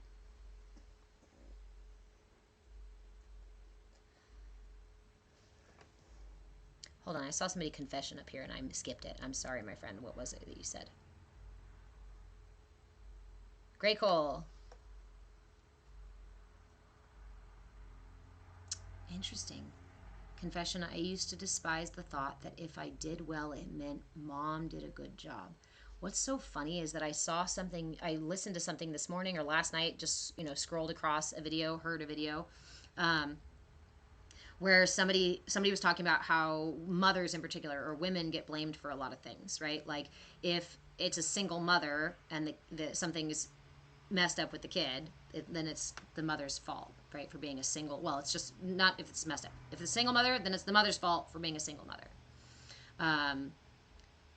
If now I can't remember what the video was. Maybe I should just reshare it. But they were talking about things like that, is how they blame the mother. We blame the mother over and over and over again with all these responsibilities, but we don't often share the responsibility with the other parent or the support system or the culture itself. We just blame the womb haver. Again, paradigm shifting.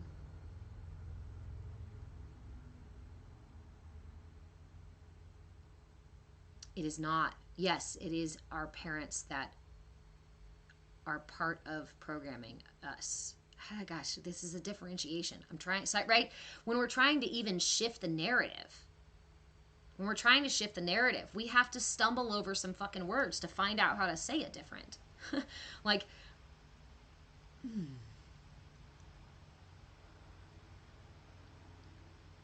we want to take the blame out of how we were created.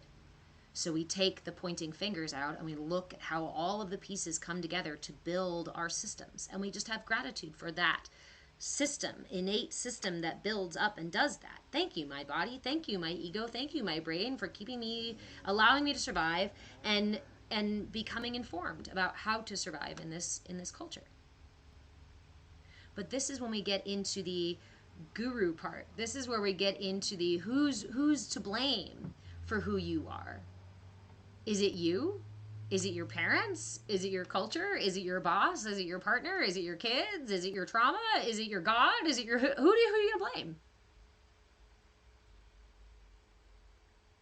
Or is it up to you to make the choices for yourself? Are you actually responsible for every choice that you make in your life, and then ultimately every outcome?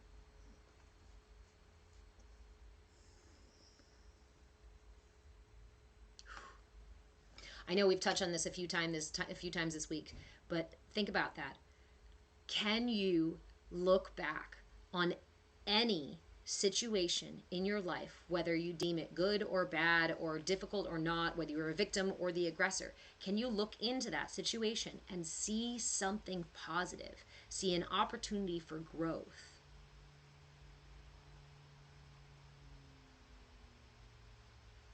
That's where the magic happens. Those are the stepping stones.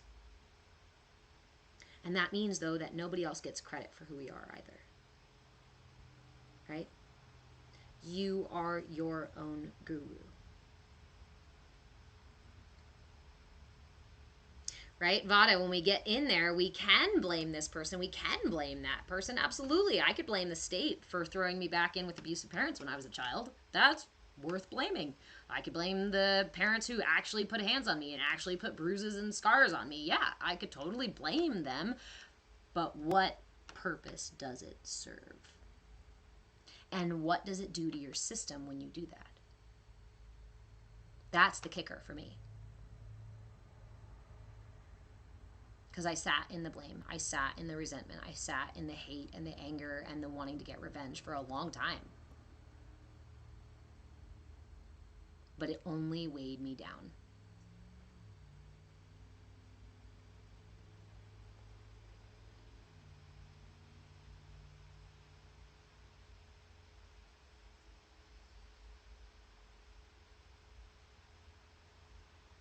There's something magic that I'm looking for, that I'm trying to articulate, and I think, there's something magic that I want to articulate in this about shifting the personal responsibility. About shifting, and my brain is not going to be satisfied. My pirates are not going to be satisfied until I come up with a really good analogy for it. Because when we shift ourselves out of victim mode and become responsible for every choice that we make, we cultivate a profound inner sense of power that if you haven't done that before, you might not have experienced, because it's not the same as the power I feel when I take energy from other people, or I get, won over, or I get my revenge. That's a weird, frenetic, kind of heavy, dense, confident feeling, good feeling, right? I got that person real good. I won. Ha ha ha ha. There's a kind of feeling to it. But it's not the same as the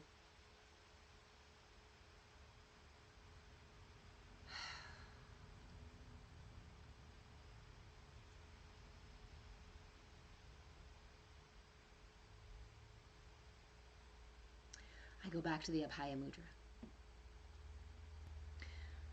Imagine that you were standing in front of a huge mob, right? Massive, angry, violent mob in front of you, coming after you. Okay?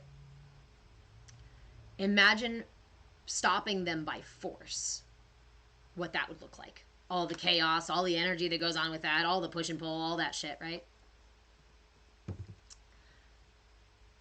And then imagine just being able to walk up to that crowd, that mob, and to hold your hand up like this.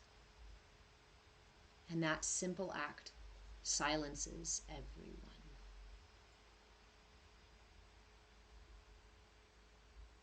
Becoming responsible is learning how to do this. Being reactive is grabbing arms and diving into a fight.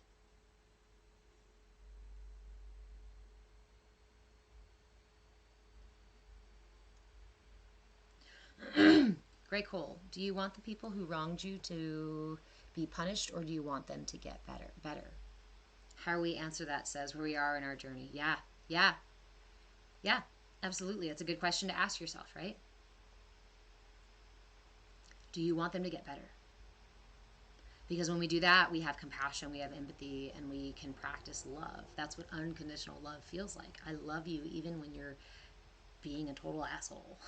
You know, even when you're dense and ignorant and like, we don't not love our children because they're dense and ignorant, silly little things, because they're verbose and obtuse and throw punches, right? We just understand that they're ignorant and that they're learning, and we can offer that same compassion to our fellow human beings when we meet them with the same hope that they will also grow and that they will also find themselves and they will also discover a sense of internal power and, you know.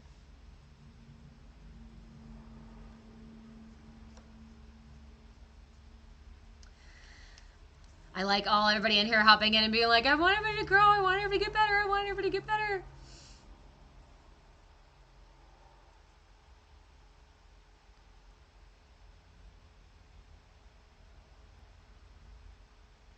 I've come to see humanity as a body, which means that we are all inside of the soup that is it, that is this, right? Thank you, friend.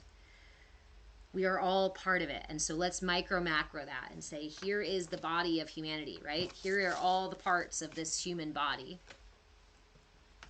Larch, hello, how are you, friend? Here are all the parts of this human body. Here are all the parts of humanity, right? We need the feet to carry us forward, to keep us going on our path. We need the shoulders to carry the weight of the world and to lift heavy things.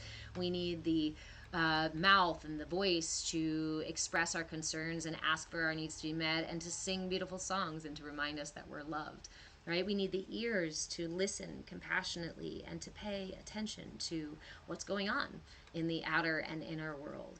We also need the heart,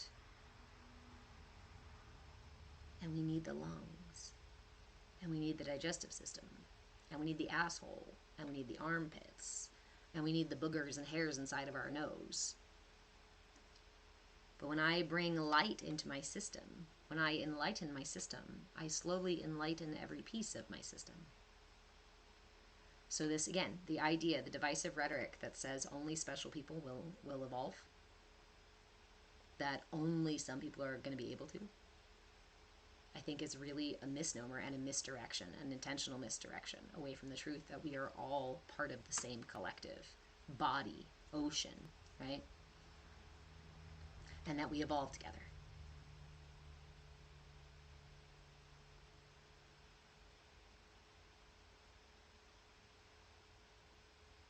And as I evolve and bring my system into more alignment and healthier, I don't sweat as much, or I don't smell as bad when I sweat, right? or my digestion starts to repair itself and I have better movements and better assimilation, right? So even your asshole gets better as you enlighten your system.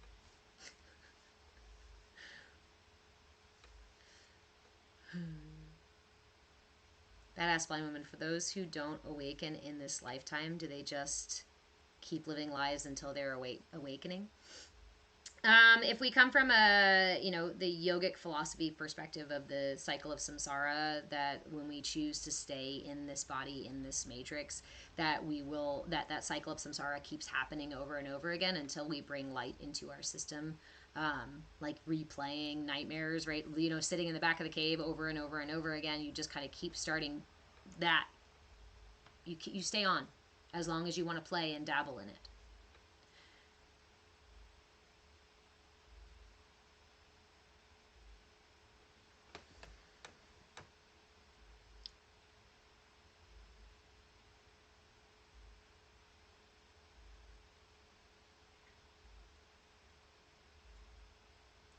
But I also believe there's more to reincarnation than simply my soul exists as my soul and then keep coming back in here. Badass blind woman, I can't wait to have a golden butthole. Yes!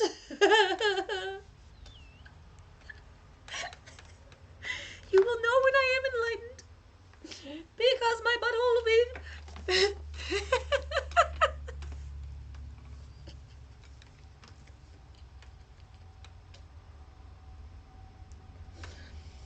Now there's treasure jokes and like all sorts of golden shit jokes happening on the pirate ship. Thank you, badass blind woman.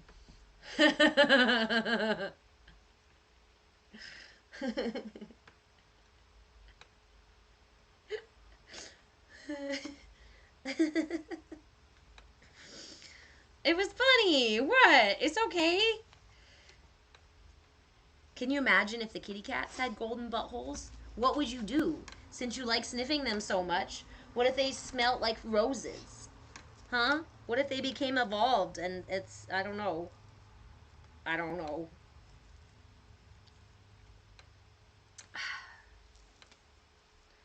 I love him.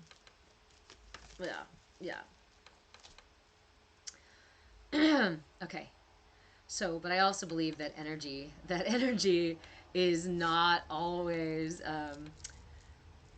as it seems, right? It's not that I manifest in this lifetime every single time and I am me in every single lifetime, every single time. Energy never dies, it only transfers. And so I think that we continue to re-manifest into a different facet, right? If we want to understand reality, and let's think of it this way. If I want to enlighten my system to experience all of reality, I can go through all of the multitude of lifetimes, infinite number of lifetimes to experience that prism from every possible aspect here, right? Or within the limitation of my prism, my facet on the prism, I can recognize the validity of all the other ones. And instead of looking through that window, again, here's the imagery, right? I'm got my face plastered on the window. When I enlighten my system, I come back from the edge of my senses and I start to understand reality from a much more expansive, non-attached place. When I am at the face of my facet, I am in ego. When I step back from ego, I embody non-duality. Because I can recognize the value in my perspective there, and then I can also suspend my perspective long enough to see through your window of perspective, at least for a time.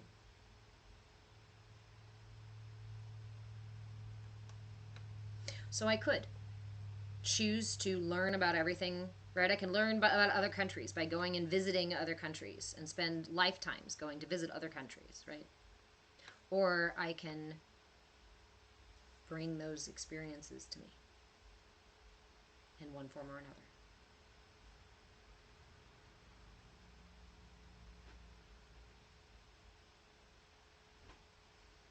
Calyptos, but I want to hear some jokes.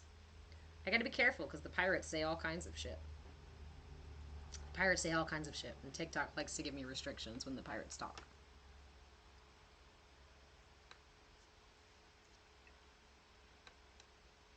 But do they stay here? Ha! Sorry. And pirates piping up again. Time and space are relative. Time and space are relative. If they would like to stay in density and duality, time and space will lag on and it will take forever. And you can go through lifetimes and eons and eons and eons of experience into infinity because life is so much slower.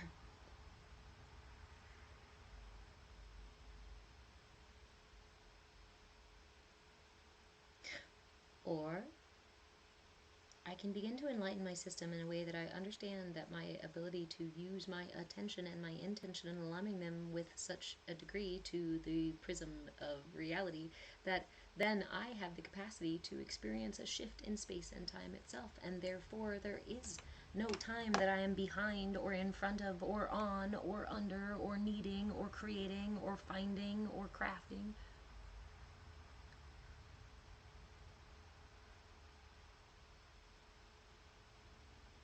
And then enlightenment happens all in one lifetime. Space and time are relative. It's your choice. Do you want to experience it as lifetimes and lifetimes and lifetimes and lifetimes of experience? Or do you want to experience it as a lifetime of experience, lifetimes within one? That's a bunch of woo-woo bullshit, but it's not. And that little voice in my head, right, is still part of the old me that goes, this is a bunch of bullshit. Manifestation is bullshit. I really hated the idea of manifestation and didn't agree with it and was like, yeah, whatever the fuck you guys are talking about. But that's because I was trying to use force. In my ignorance, I was trying to use force against the universe. Guess what? The universe has far more capacity for force than I do. I am a tiny little insignificant force if I'm trying to use force against the universe. It's like spitting into a tsunami and expecting it to go down, right? That was the image I just got. Like the universe flowing over you through life. The universe is doing its thing. Tides and waves and ripples and all the things. And me, little human, going, hut, tuh, hut, tuh. You better listen to me, universe. Hut, tuh.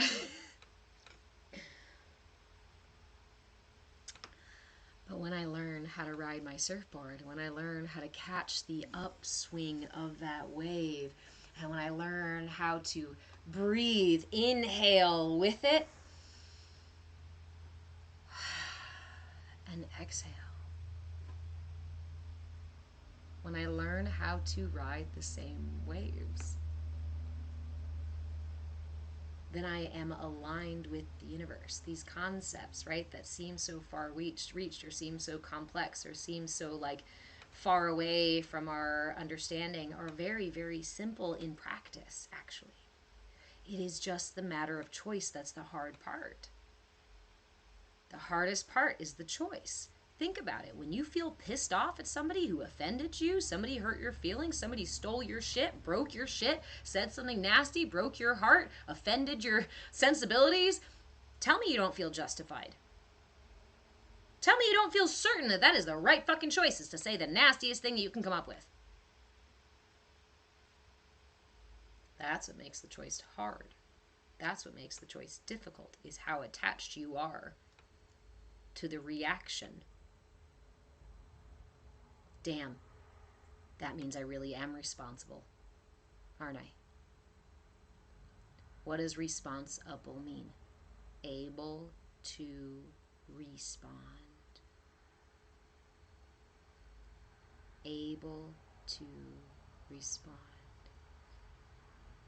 Actually, speaking of Kalina, speaking of tsunamis and hurricanes, I want to take a moment and offer support, love, prayers to everyone over on the East Coast. They got hit with Hurricane Helene last night. It went right into Florida, pretty much right by Tallahassee, just west of Tallahassee, and up into Georgia, and I don't know if it went into North Carolina. I haven't checked this morning, but I was watching it late into last night.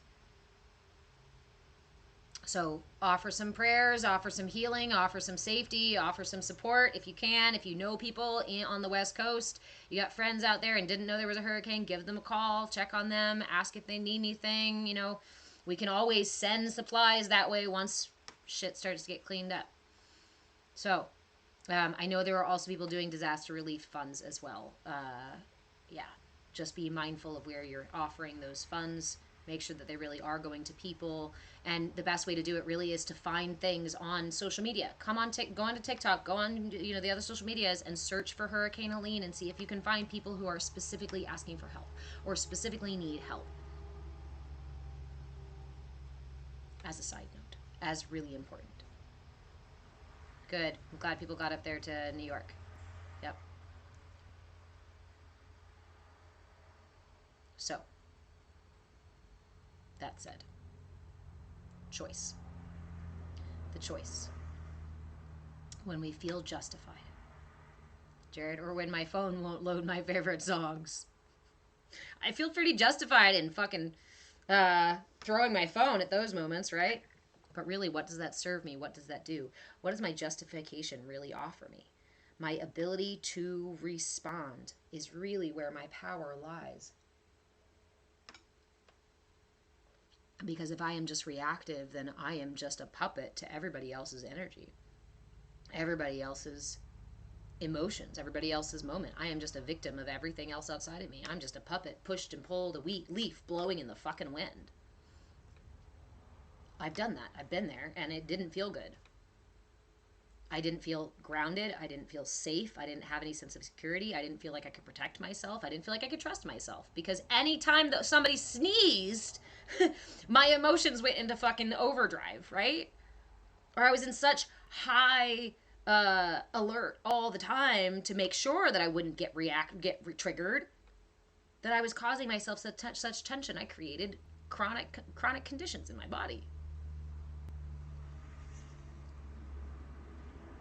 The first time we make these difficult choices, it feels like trying to move a mountain. It feels like trying to pull yourself off a Velcro wall, right? It feels like trying to twist off your wrist and actually replace it without, like it feels impossible. But I can tell you from personal experience, the more you take that chance, I encourage you to do so when it's a relatively safe situation to do so, to take the chance to set down your justification and try something different. The more you do it, the easier it gets. It's like riding a bike. It feels difficult now because you're just not in the habit of doing it. And we have those reactivity, we have those defenses to protect our systems. Because ultimately, everything in this lifetime happens inside of my system. So my system has to be careful, has to protect me from everything coming into inside my system, right? Or messing up my system.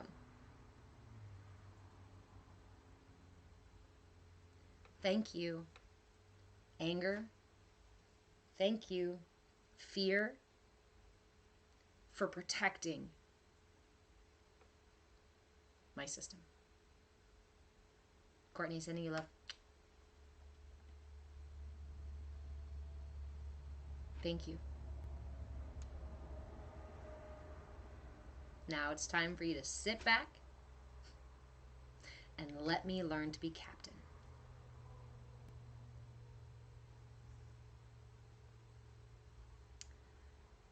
Welcome to the field. Have a great day too, guys. All those you heading out, have a great day.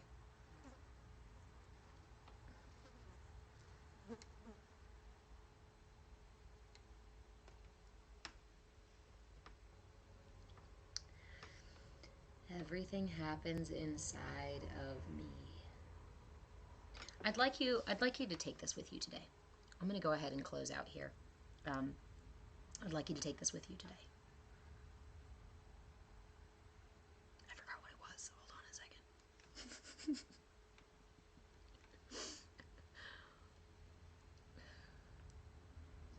Thorn. You can see my soul right now. I'm bearing it here on the live. Damn it, it was really good too.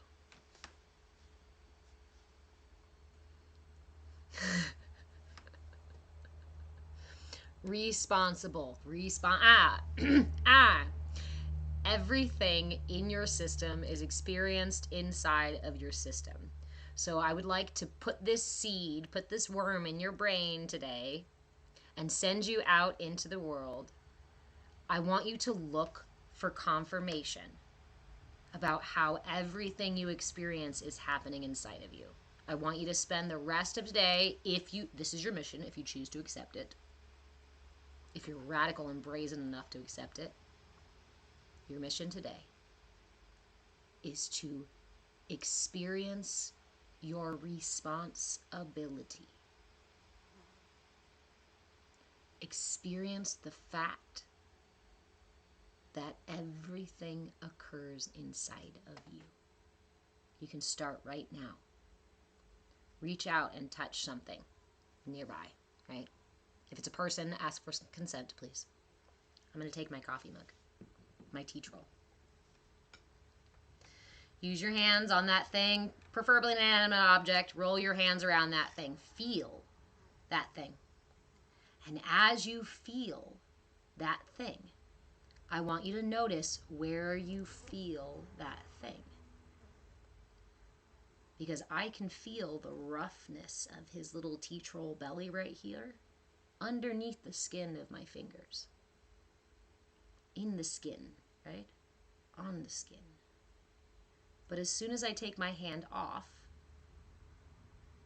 I cannot feel his belly anymore. Why? Because I can only feel it inside of me. Listen. Listen for the first sound in your space that grabs your attention. And I know your brain registers that sound as happening somewhere outside of you, but where are you hearing that sound? Because if I cover my ear, can I hear it anymore? I am hearing it because of the vibration inside of my ear and with the little hairs, cochlear stuff and eardrum and stuff. Take it further. Look around your space. Yes, my brain believes that this phone is outside of me, in front of me, because I can see it over there. The dog's over there because I can see him over there. But where do I see him? This. Here. And as soon as I close my eyes, they disappear. Because everything I experience in my reality occurs inside of me.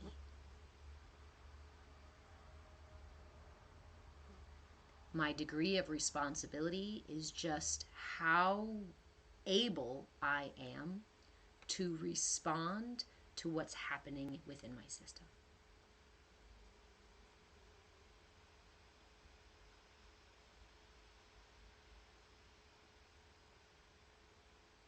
A word is just a word until we give it meaning.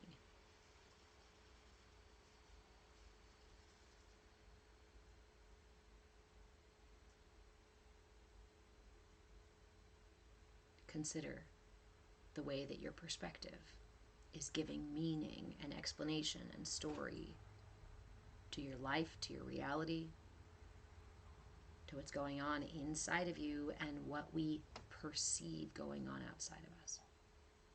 And remember that everything I see outside of me is only through my lenses. I can only see as well as my eyes can see. I can only hear as well as my ears can hear. I can only feel as well as my nerves can feel, which I know viscerally because I have nerve damage and shit. So cultivate responsibility today. Spend as much time as you can experiencing the world inside of you. And if you feel like it, report back. Tell me how you feel. Tell me what you notice. Tell me what insights come to you. Tell me what experiences you have by spending the rest of your day in this mindset.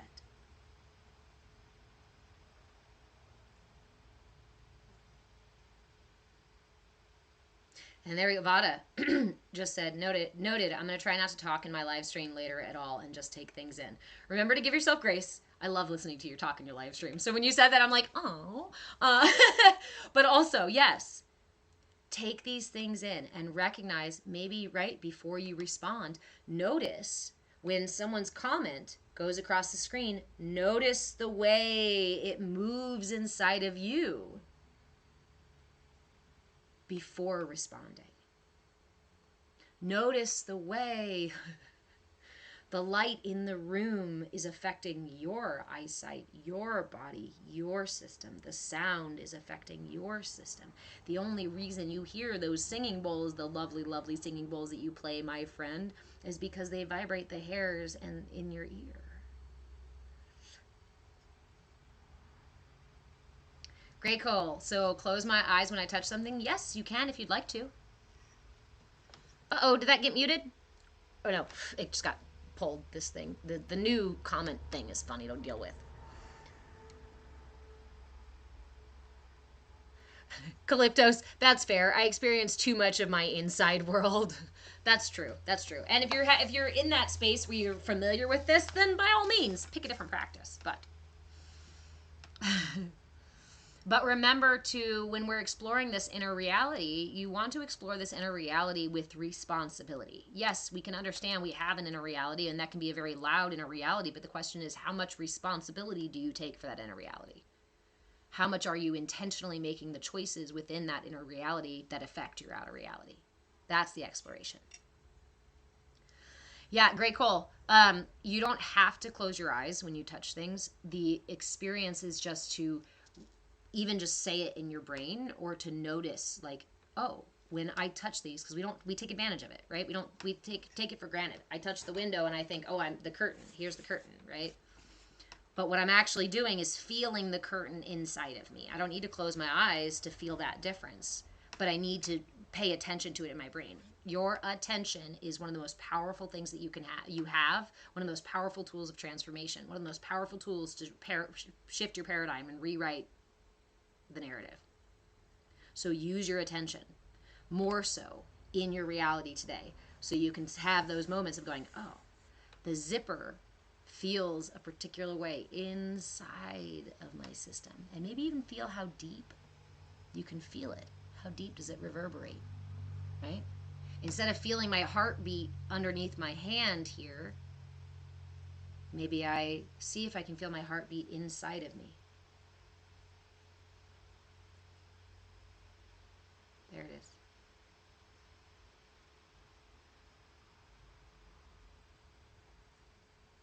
So just bring your attention to the moments.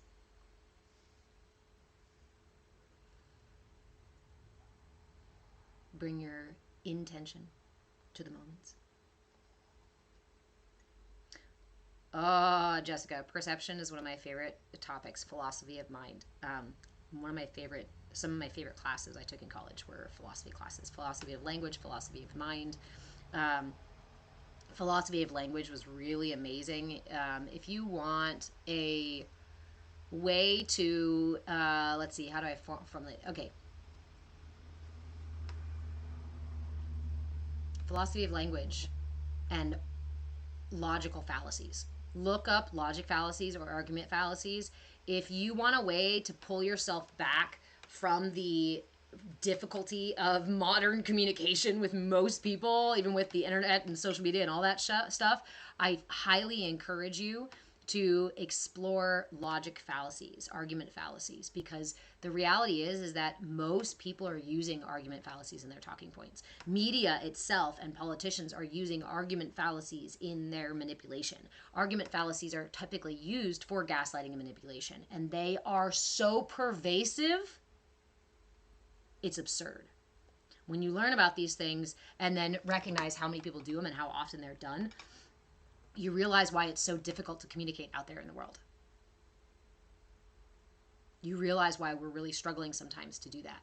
because we're actually trying to make points or trying to like communicate with things that aren't even effective communication tools.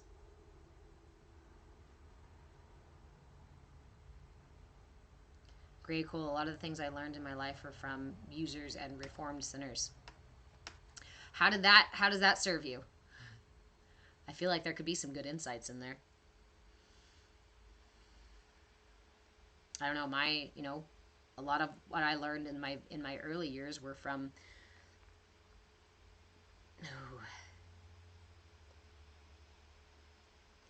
I am so much more mindful now with my words. Because my words paint the expectations that I still hold for these people. They paint my pain into my voice and my resentment into my words. And the reality is, while I'm still learning to forgive myself, yeah, I still feel tension there. But I hold more than anything compassion.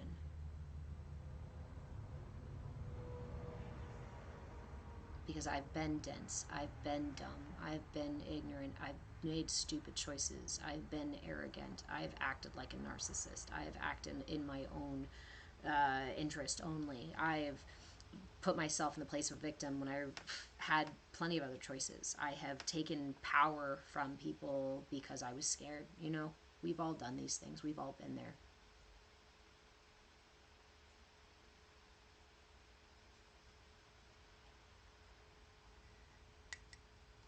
So, Jessica, it's so frustrating to speak with people who don't realize they're not making logical sense. Yes. And, hopefully we can offer tools. Unfortunately, again, I think that logic fallacies, argument fallacies are kind of intertwined with ignorance, obviously, and with willful ignorance, because when we commit to argument fallacies, we seemingly win all of these discussions because the other person can't reasonably make their point if we can successfully put that stop on the conversation. And so it's a matter of force and a matter of control, right? Where we're trying to get people to stop their narrative so that ours can win. And we use logical fallacies to just derail the train. But it doesn't actually get us anywhere. It's frustrating, yes. And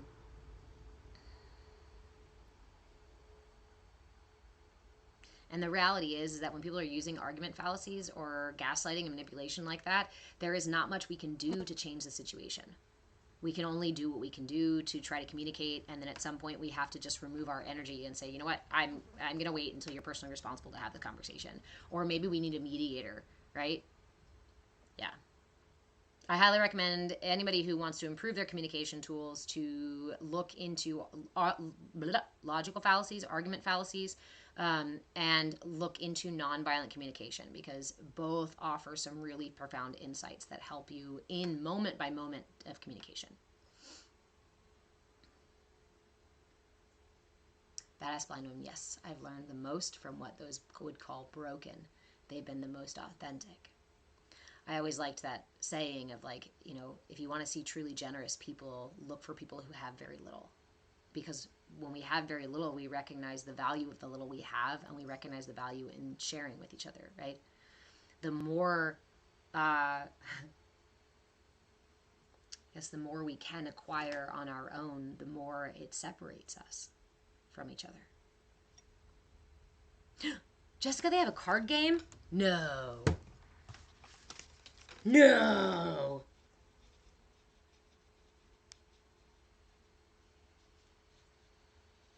I want one. That sounds so cool.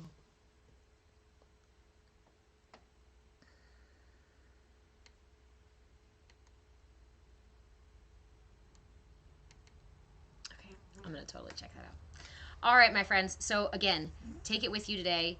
Spend some time experiencing the world as it occurs within you and acknowledging the fact that it is occurring within you. Very little that we experience is occurring outside of us. So I encourage you to take this exploration, the thought game today, and employ all of your senses. Also recognizing that your senses are quite limited, and therefore if I can only perceive the universe by what my senses can perceive within me, that means that there's a fuck ton of the universe that I can't even perceive, because my senses can only perceive the tangible. But even our sciences say, wait a minute, there's like a fraction of tangible in the universe, and the rest of everything else is the intangible.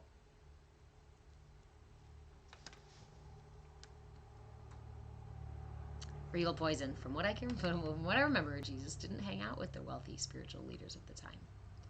No, because they are so full, right? It's like the person who goes to the monk saying he studied for all these years and he knows all these things. Then the monk says, well, I've got nothing to teach you. The problem with that excess is it creates a kind of arrogance where we believe we don't need other people, where we believe that, falsely believe that we can thrive on our own. Is it really thriving if you've hurt other people or destroyed other people to create abundance in your life? Are we really thriving when we're by ourselves, thriving alone? No. How are you, Care Bear? I am just wrapping up and heading out, so I want to remind everybody, 1, go to the Discord. We have a Discord space. It's our CAYA community space in the Discord, and you can find the link in my Linktree or on my Patreon page. I am Move a Change on Linktree and on Patreon. There's that. Also, we go live at 10 a.m. every day until October 10th for this 40-day meat suit challenge. I am on day 27 today. I encourage you to start at any point. There is a playlist for the videos for it, the reminder videos and the explanation video, instruction video on YouTube. I Move a Change on YouTube too. The best places to follow me are on YouTube, TikTok, and Patreon and Linktree, because that's where you get all the announcements and all the links and all the things. I do have memberships if you'd like to support the fact that I'm offering these sessions for free, these classes for free. I have replays over on YouTube. Again, Move a Change on YouTube. And if you'd like to support me through membership, I have memberships on Patreon. If you'd like to just drop a little thank you in the tip jar, I have the little Cash App thing, and I also have a PayPal as well. If you have any questions about any of that stuff, send me a message. Watch for some schedule changes, because we are going to have schedule changes. Badass Blind Woman, you said golden nuggets, and we were talking about golden assholes, so I just imagined golden shits just now, so thank you very much. Now everything coming out of my ass is going to be golden today. I love it. I love it. Now golden nuggets has a whole new name, a whole new meaning too. Okay. Thank you. So, let's see. Remember that if you have any questions, if you need any links, if you want more information, if you want to explore any of these topics, you can always comment on my content here on TikTok. It's the best way to do so because I can make response videos. It helps me make more content. And because we're over 10,000 followers, the more you guys share, the more the content can pay for itself. I believe we need like 1 million views per month or something like that. So please share, interact as much as you can. That would be irony. It would be great irony to have TikTok pay for the content that it's trying to also hide, right, from us. Let's see. What else? Remember that if you are interested in workbooks, I have a couple of workbooks on my Patreon page. I am working on another workbook for this class specifically, for the regular classes specifically. Our schedule is going to be changing in October. There will be no Wednesday class for the month of October so that I can prepare the home funeral workshop for Halloween. And then we're going to pull at least 1, possibly 2 classes from the lives and put them in the Discord. So these classes will remain free. But we're putting them in the Discord so I can use my energy more wisely, right? Instead of fighting with the algorithm or getting restrictions, we can talk about certain things more candidly, more openly. So I want to have at least 1, maybe 2 sessions per week move into the Discord space. So there's a lot happening, a lot more happening in the Discord. Come join us in the Discord. The link is in Linktree, Patreon, or you can message me for it. And the plus of the Discord is the fact that we've got a cool little community of folks there trying these things out and doing these radical experiments of self and showing up unapologetically you, right?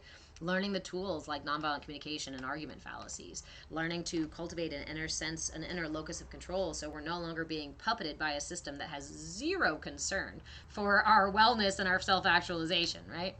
I love you guys so much, and I can't wait to see you in the Discord. I feel like there's all sorts of exciting, cool things that we are moving forward and doing. If you'd like to hear more about that, come into the Discord.